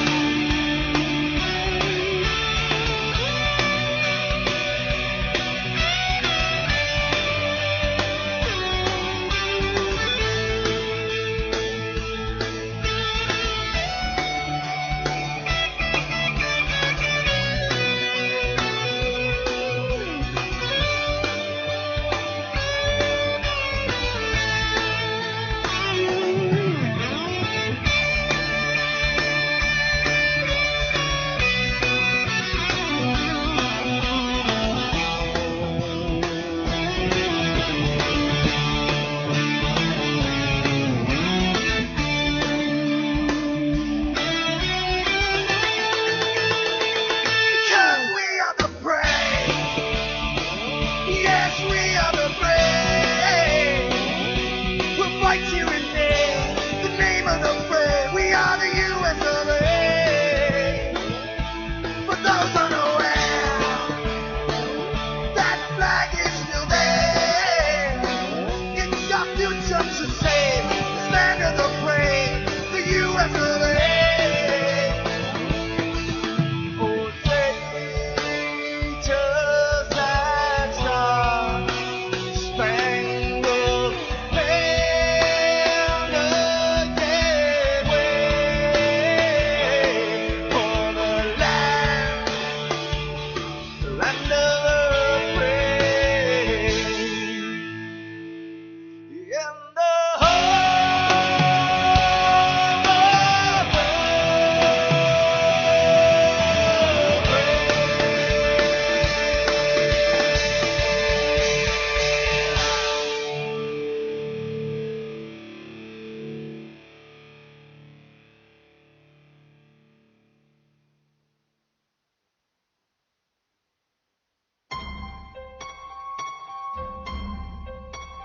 Out of control spending, a government that no longer works for the people.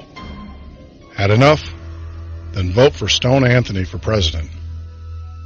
Replace politicians with a citizen statesman. www.stoneanthony2016.com.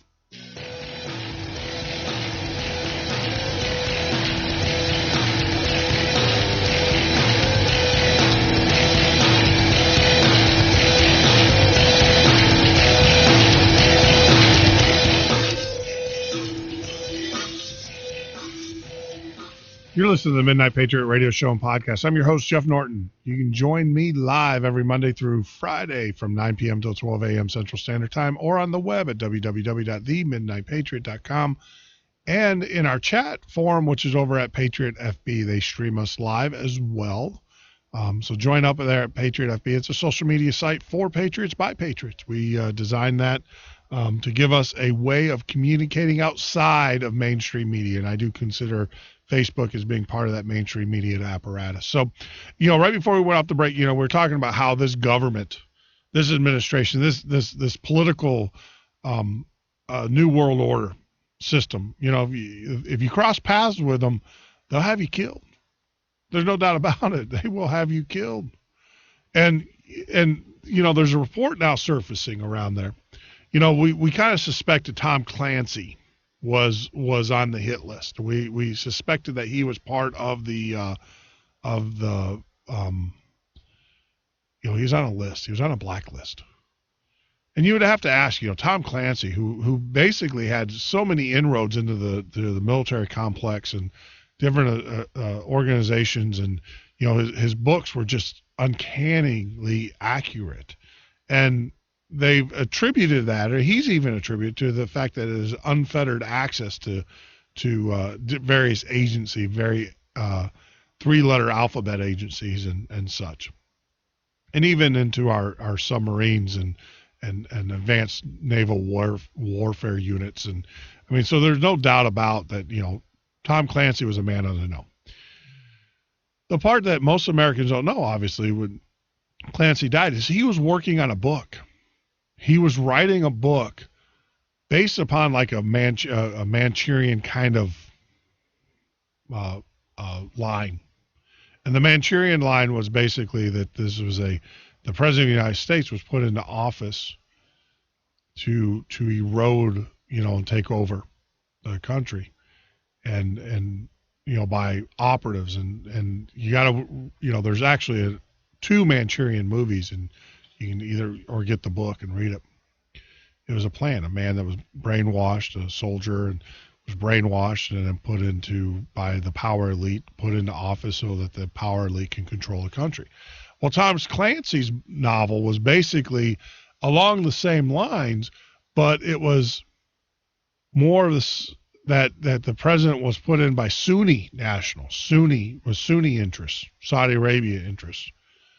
And that, his handler was Valerie Jarrett. Now, anybody that knows this president and follows this president knows that he doesn't go anywhere without Valerie Jarrett.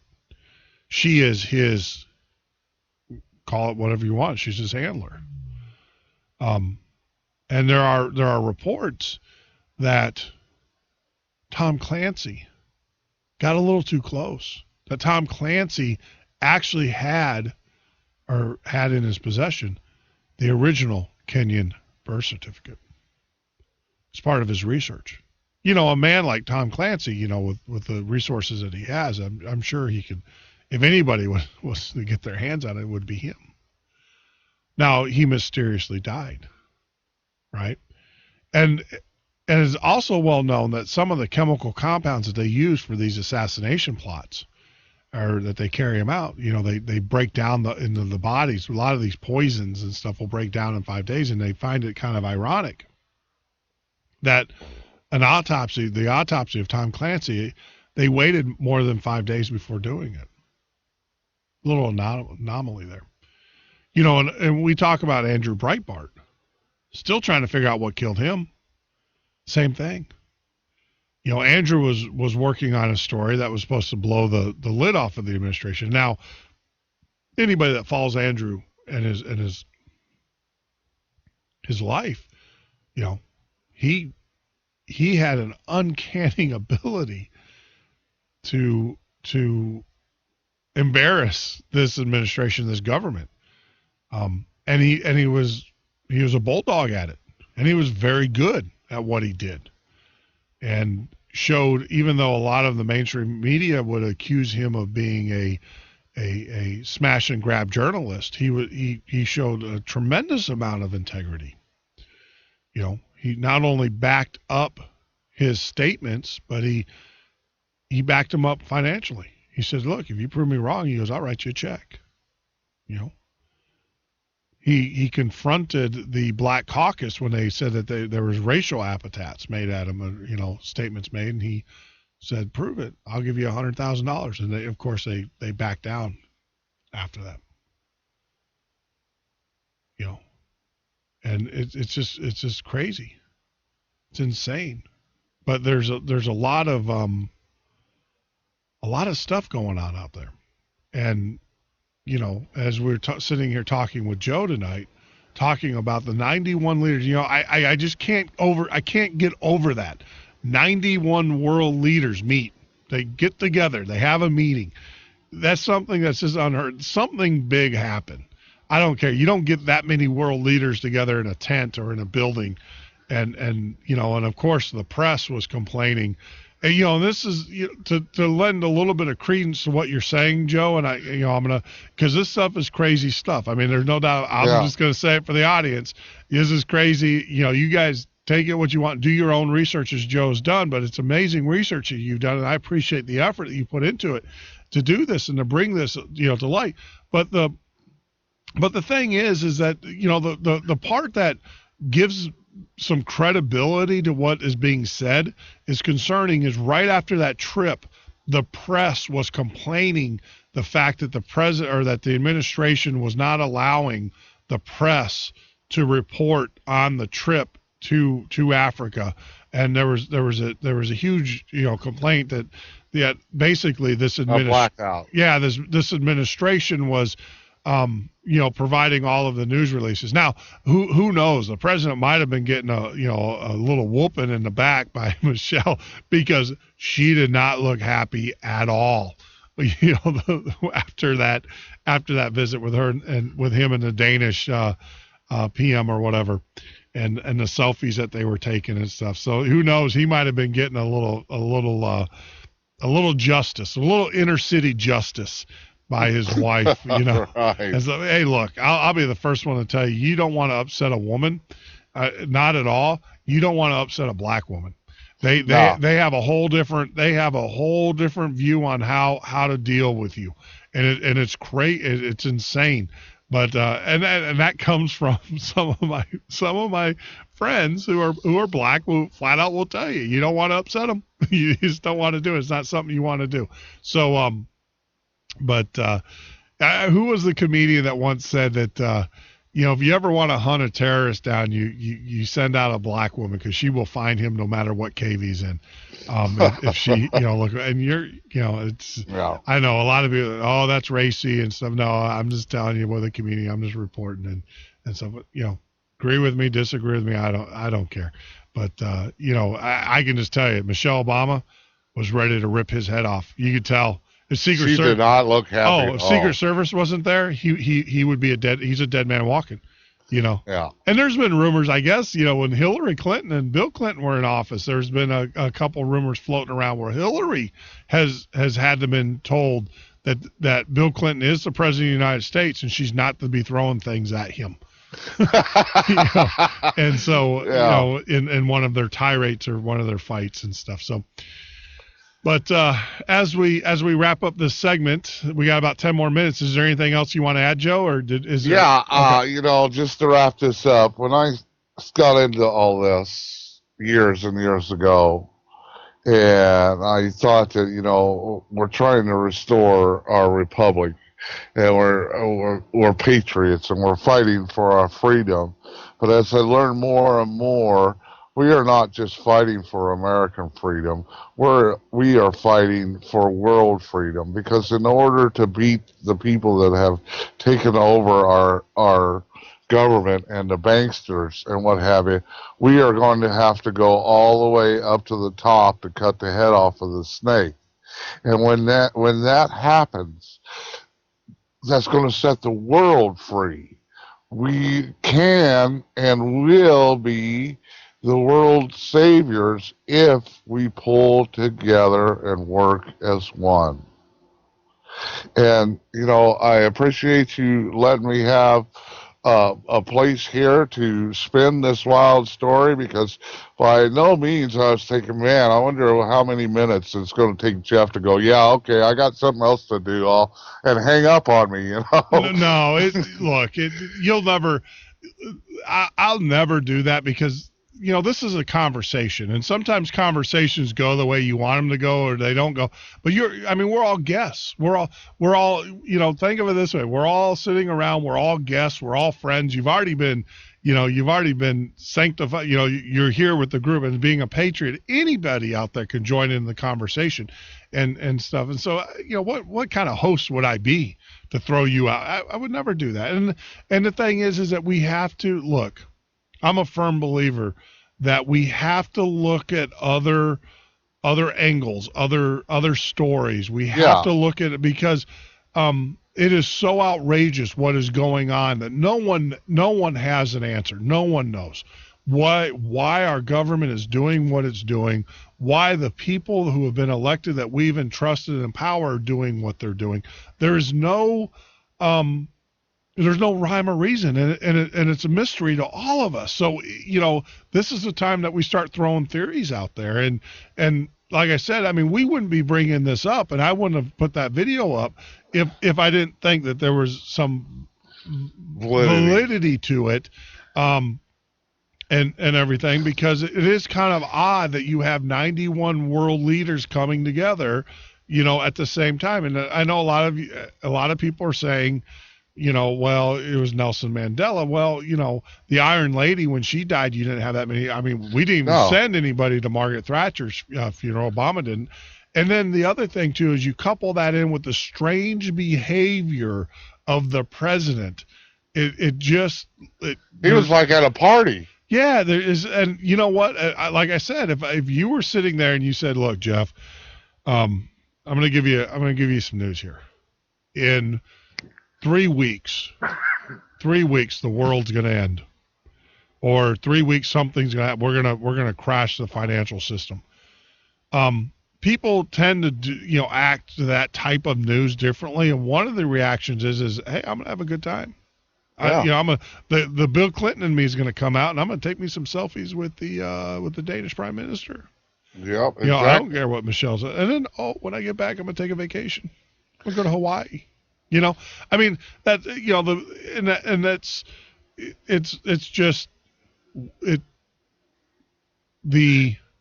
look at what is going on and look at the actions of the people that are orchestrating it, and it just doesn't make sense. Yeah. None whatsoever. So I'm willing to listen to whatever theories that are out there. Because who knows? I mean, we're fine. I just want to say thank you, Jeff, for letting me do that, and we have to get off our dot. Yes. Yes. We believe. Yes, we do have to get off our dot. And Joe, to answer your question, I do have a vinyl chair in the studio. Okay. Sandy, we were talking about that. I want a new studio. I want a new chair for the studio and everything. So, yes, I do have a vinyl chair. I was like, I wonder if you knew that without override. I got you. No, I got you. Yeah, it would trust. I am in a double walled. We're talking 12-inch thick, double walled room, soundproof room.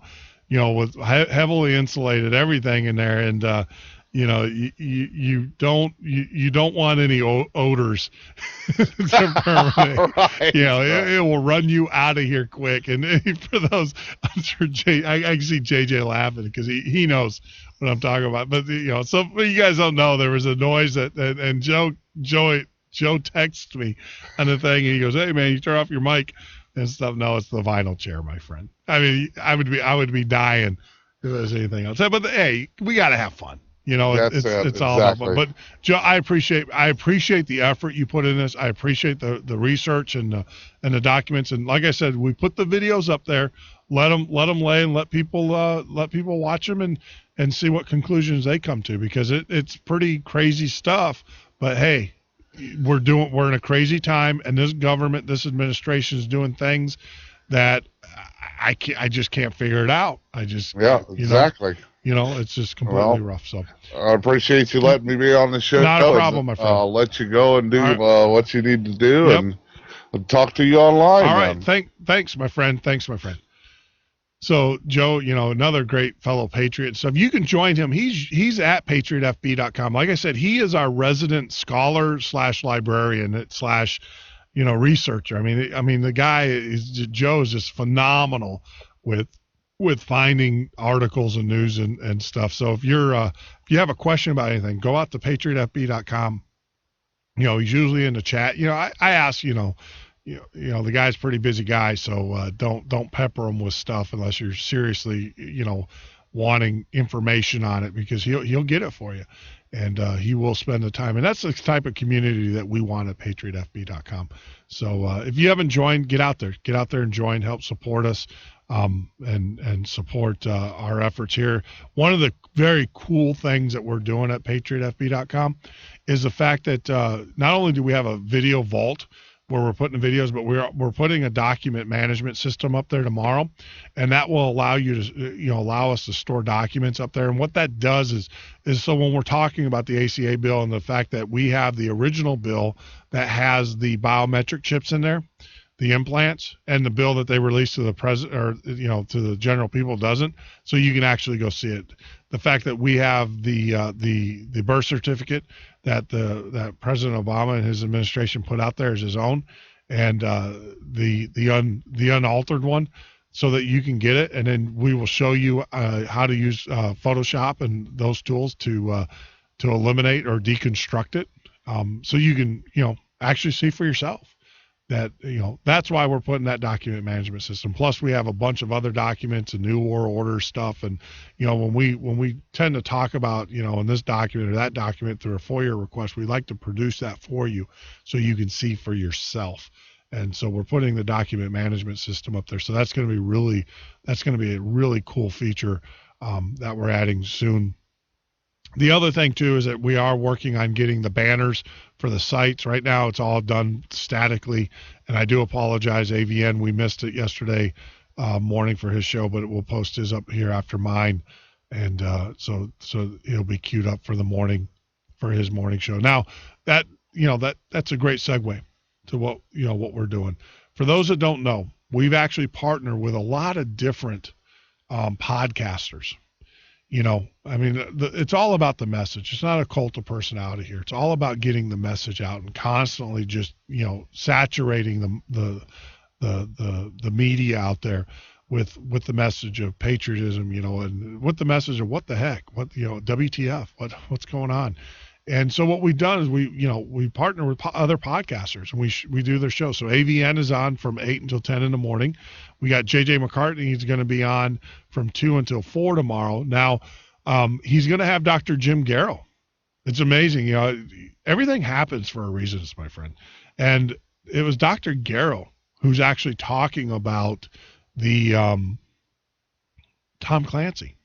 What we just brought and Andrew Breitbart is Dr. Garrow's research. So maybe, tune in to JJ's show tomorrow from 2 to 4, and I'm sure the call-in lines, and I'll give you an opportunity to actually talk with Dr. Garrow.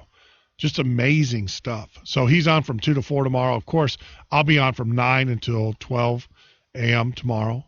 We will do some other refeeds. We're going to have, Cowboy Logic is going to have their show, somewhere in there. They do a show just Tuesday night, so we'll do a refeed of that.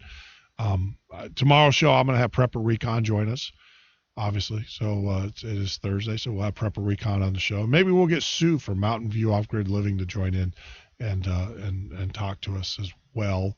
But, it's just phenomenal stuff, good stuff. We did get our ASCAP BMI licenses today. And everything, so we'll be able to start playing Patriot music or music during I gotta stop doing that Toastmasters so I need a shocker. Every time I say I need to be shocked. So we're going to start playing Patriot music and of various types. Could be country and Western, Cowboy Logic and those guys.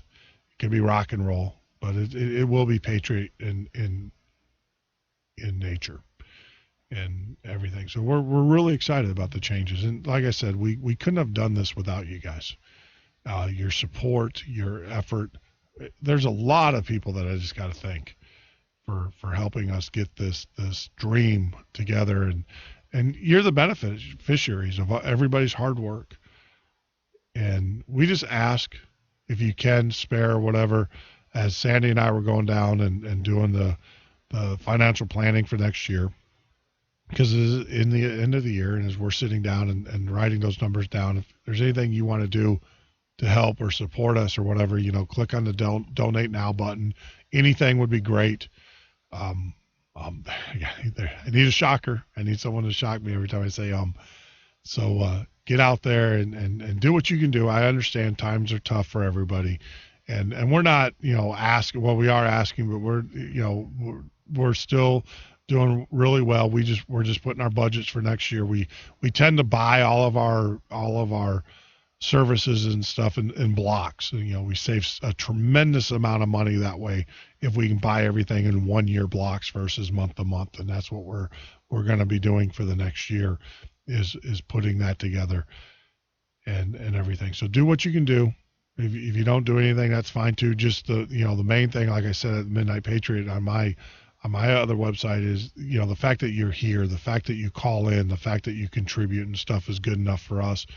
But anything you can do, and enough of that. I'm starting to sound like a PBS station, right? Like a pledge drive. That's not my intention. Was not my intention. But with that, I just want to tell everybody thank you. And I hope things are going well for you and your family and over the holidays. I know it's rough. I know it's really rough. But one of the things that we can't forget, and I was hoping so hard and praying so hard this month that we would not have to do an honor of the fallen. Now, obviously, yesterday we heard there was 6 soldiers that were killed. We don't have the names yet. Once we get them, of course, we will include them in our honor of the fallen. But there was a name that was added today. And so with that, obviously, we're going to bring back a segment that how do you say this? It's kind of like when you see something bad on Facebook and you click the like button. It's like, I don't like, what I see there. It's just, I like the fact that you posted it to inform me and everything. Well, that's how I feel about our tribute to the fallen here. It's not something I enjoy doing, especially over the holiday season, but it's something that we have to do and we will always do here at the Midnight Patriot. As long as there are soldiers who are put in harm's way, as long as this nation calls upon the young men and women to fight for our freedoms in foreign lands, you can agree or you can disagree, whatever your position is on the wars, whatever your position is on this administration, that needs to stop when it comes to our soldiers. You need to support our soldiers. You need to let them know that we appreciate everything they do for us. There's going to be a time where we're going to need them. We need them now, but there's going to be even more so. We're going to need them to understand that we're patriots just like they are.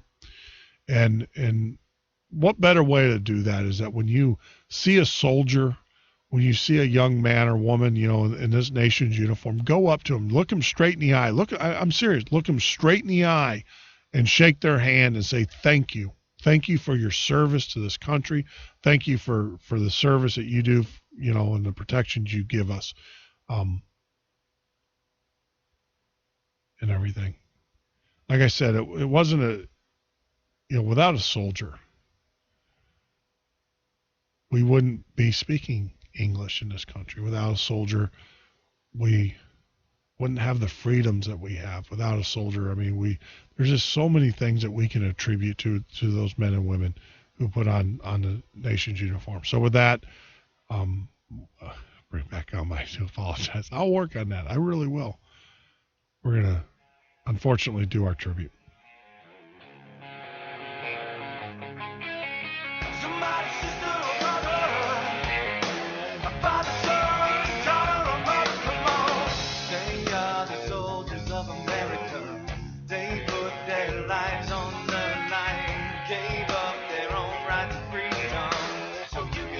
Navy Petty Officer, First Class James L. Smith, December 11th, 2013.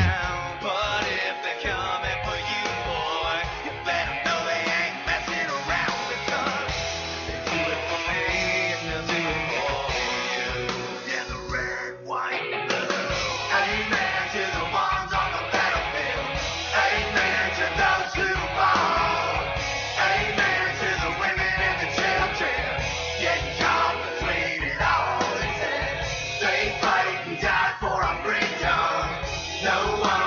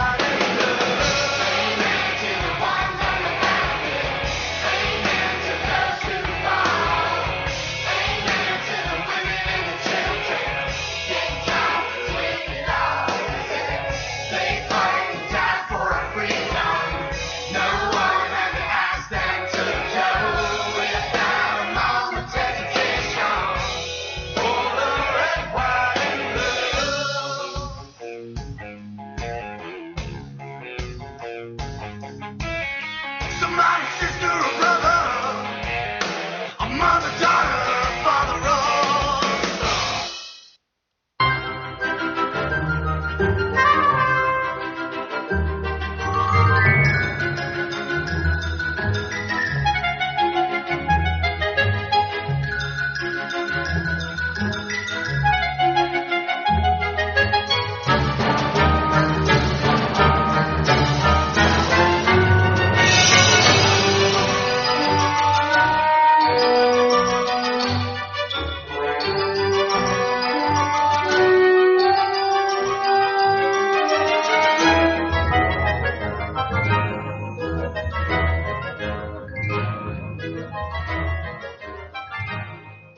I'm Eric Kipple, 10-year veteran of the NFL. And I'm Captain Mark McNeil, 16-year veteran of the Army National Guard. Whether on the playing field or the battlefield, you must be both physically and mentally fit.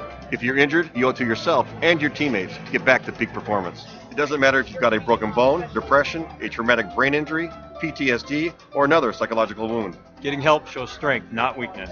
To find out more, go to realwarriors.net or call Out of control spending. A government that no longer works for the people. Had enough? Then vote for Stone Anthony for president. Replace politicians with a citizen statesman. www.stoneanthony2016.com. America, welcome home the brave. The brave men and women who serve their country are coming home. Home to their cities and towns. Home to their mountains and valleys. Home to their families and friends. Home to America. Some of these warriors are coming home with wounds you can see, and some with wounds you can't see, like post-traumatic stress disorder.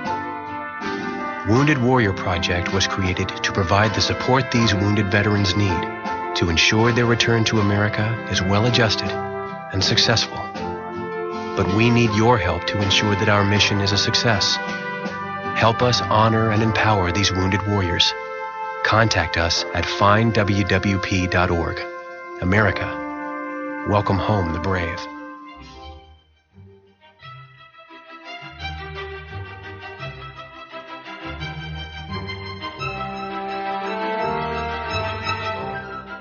You're listening to the Midnight Patriot radio show and podcast. I'm your host, Jeff Norton. Join us here live every Monday through Friday from 9 p.m. till 12 a.m. Central Standard Time. Now, wow, what a show.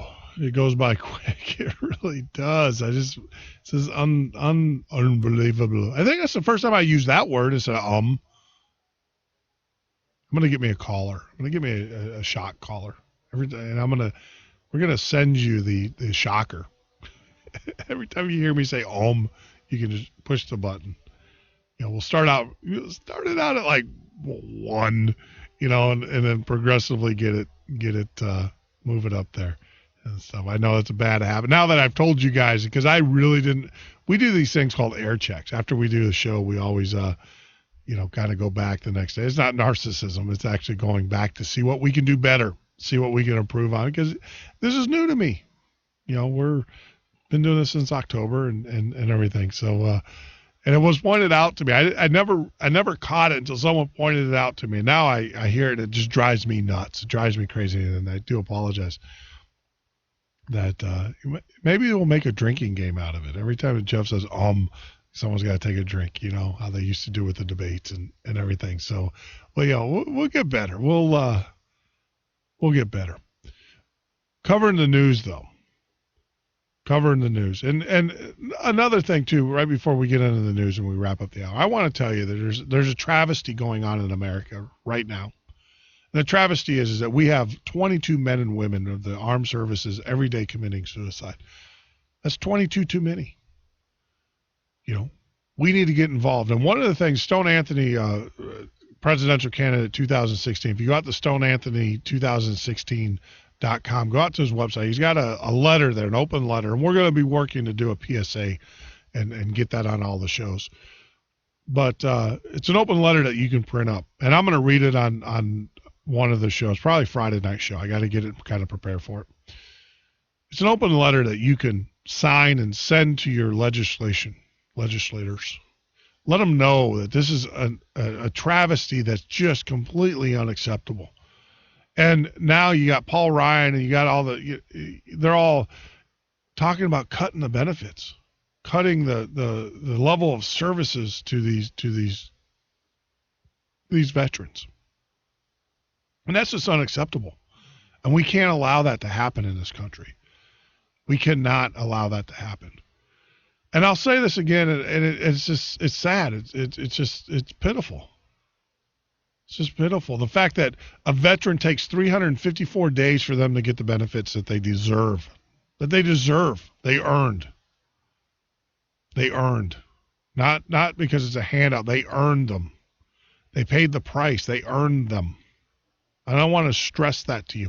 But it only takes 30 days for a person to walk in and,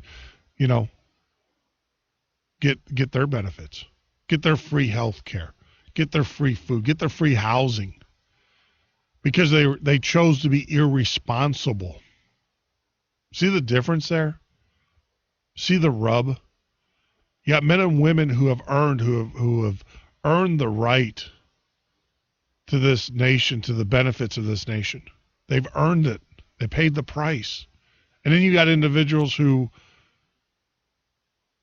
because they made a bad decision, bad choice. 30 days later, they get housing, food, and everything else. That's just something that we got to stop in this country. And the only way, and on top of that, the suicide rate. We got to put an end to it. But I can see why. These young men and women, the feeling of despair that they have. There's no one there to help them. And I know that the politicians will all reach out and they'll, but when the cameras are turned off and they walk away, there's no one there to help them. And that's why we honor our fallen, obviously, here at the show, at the Midnight Patriot Radio Show and Podcast. But more importantly, we honor them to let them know that there are people that care, that we care. And 22 soldiers that commit suicide every day is 22 too many. A soldier a year is one soldier too many. We need to come together. And you want to rally around a cause, rally around that one. If you could only give to one cause your whole entire life, if you only support one organization your whole entire life, support Wounded Warrior or support an organization that helps our veterans. Put them at the top of the list. Before you donate money to the Midnight Patriot or to Patriot FB, donate something to the Wounded Warrior Project or an organization such as that. Go out there. I'm not endorsing, obviously we play their audios, but there's other organizations just as willing. We got to fight this. The other thing too, print up that letter at StoneAnthony2016.com. Print that letter up, sign it, put your signature on it, and send it to your legislature. Let them know that that's unacceptable. And how dare they? You might even want to include a note. How dare they even think about cutting the benefits to our men and women? How dare they? Paul Ryan, my feelings about him, I don't know what my feelings were prior to, but I can tell you my feelings about him now. I don't like the man. I don't like him at all. And let me tell you why. Because he made a statement about, well, these men and women get these benefits, the pensions. You put in 20 years in the military, and then you come out with your retirement. And his statement is, well, they usually come out at the age of 40 and they got a retirement. Well, yeah, they put in 20 years. Hey, Mr. Ryan, you can only put in 4 years, and you get a full pension for the rest of you get your salary every year for the rest of your life. Yeah. For those that don't know, we're not talking about, the men and women when they get their retirement pay and stuff, it's nowhere near their salary. It's a pension. It's a percentage of. for 20 years of service. And I can tell you, a military personnel, unless you're, a high-ranking officer, an officer way up there, you ain't pulling in six figures. Nowhere near. But you, Congressman Ryan, Senator Ryan, Congressman Ryan, you only have to serve 4 and you get everything for the rest of your life. So don't stand up there on your bully pulpit and, talk about, well, it's not fair that these people get a full pension and they only put in 20 years of their life.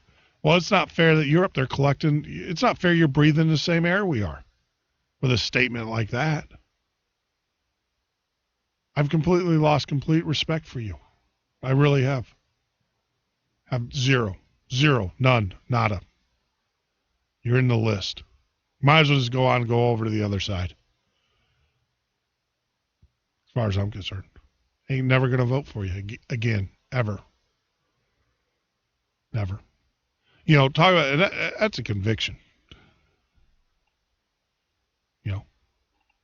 Draw the line. I'm convicted to say that I am never going to vote for you, Paul Ryan, ever. Do whatever you want to do. Ain't going to happen. After you made that statement, it's over. It's done. Now talk about convictions. This is what's really funny is like mainstream media actually thinks that this really matters. And I'm talking about the father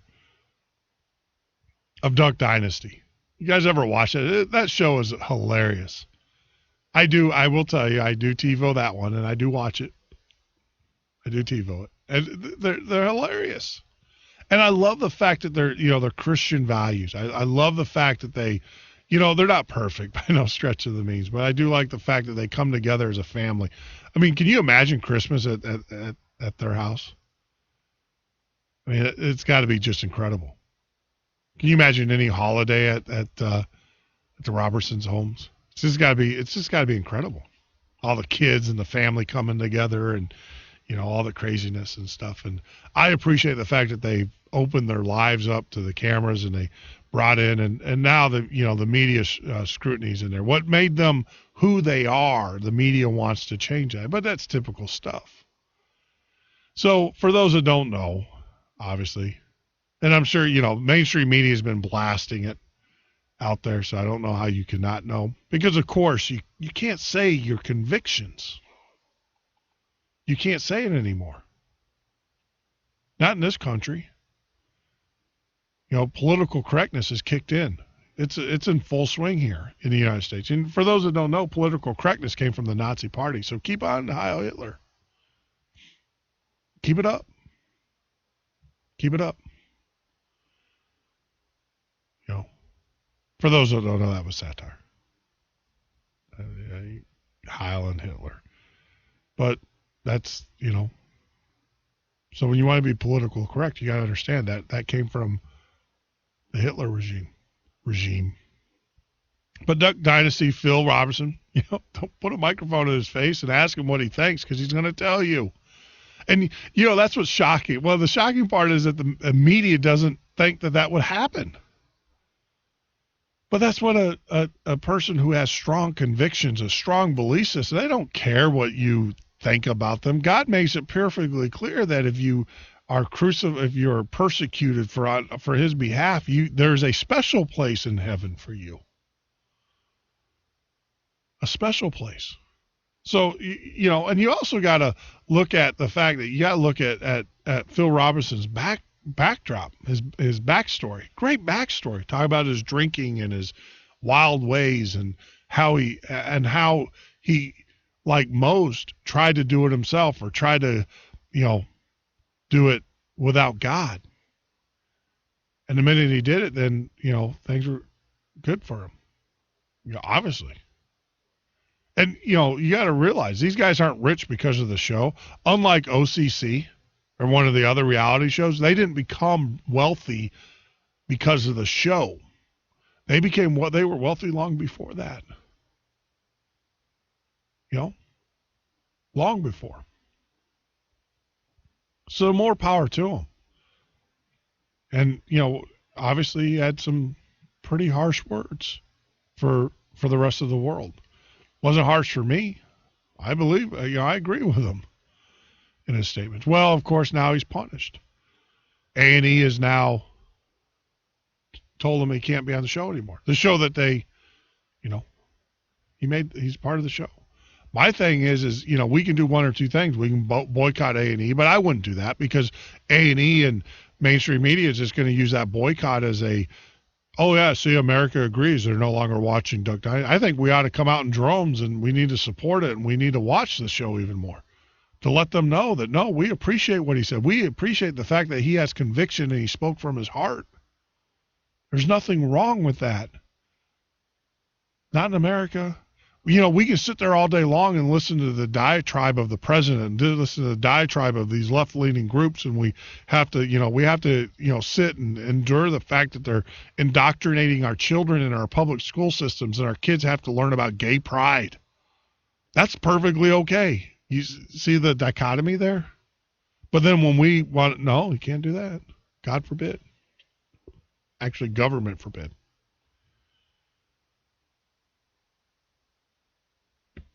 Wake up, America.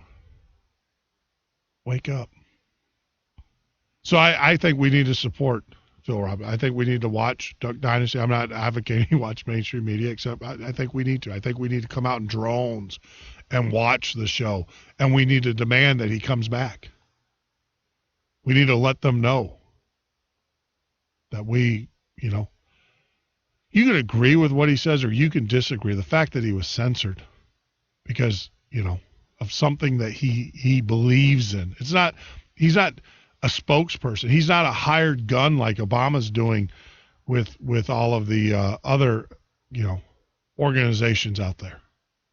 Obama's actually got the gay lesbian community. They have their own Obamacare website. That's right. Obamacare website. Specifically for the gay, to solicit them to sign up for Obamacare. Why? Are they any different than the rest? Well, they are obviously different than a lot of us. But, that's just crap. They want equality, but they don't want to be treated equally. Isn't that amazing how that works? You ever read Animal Farm?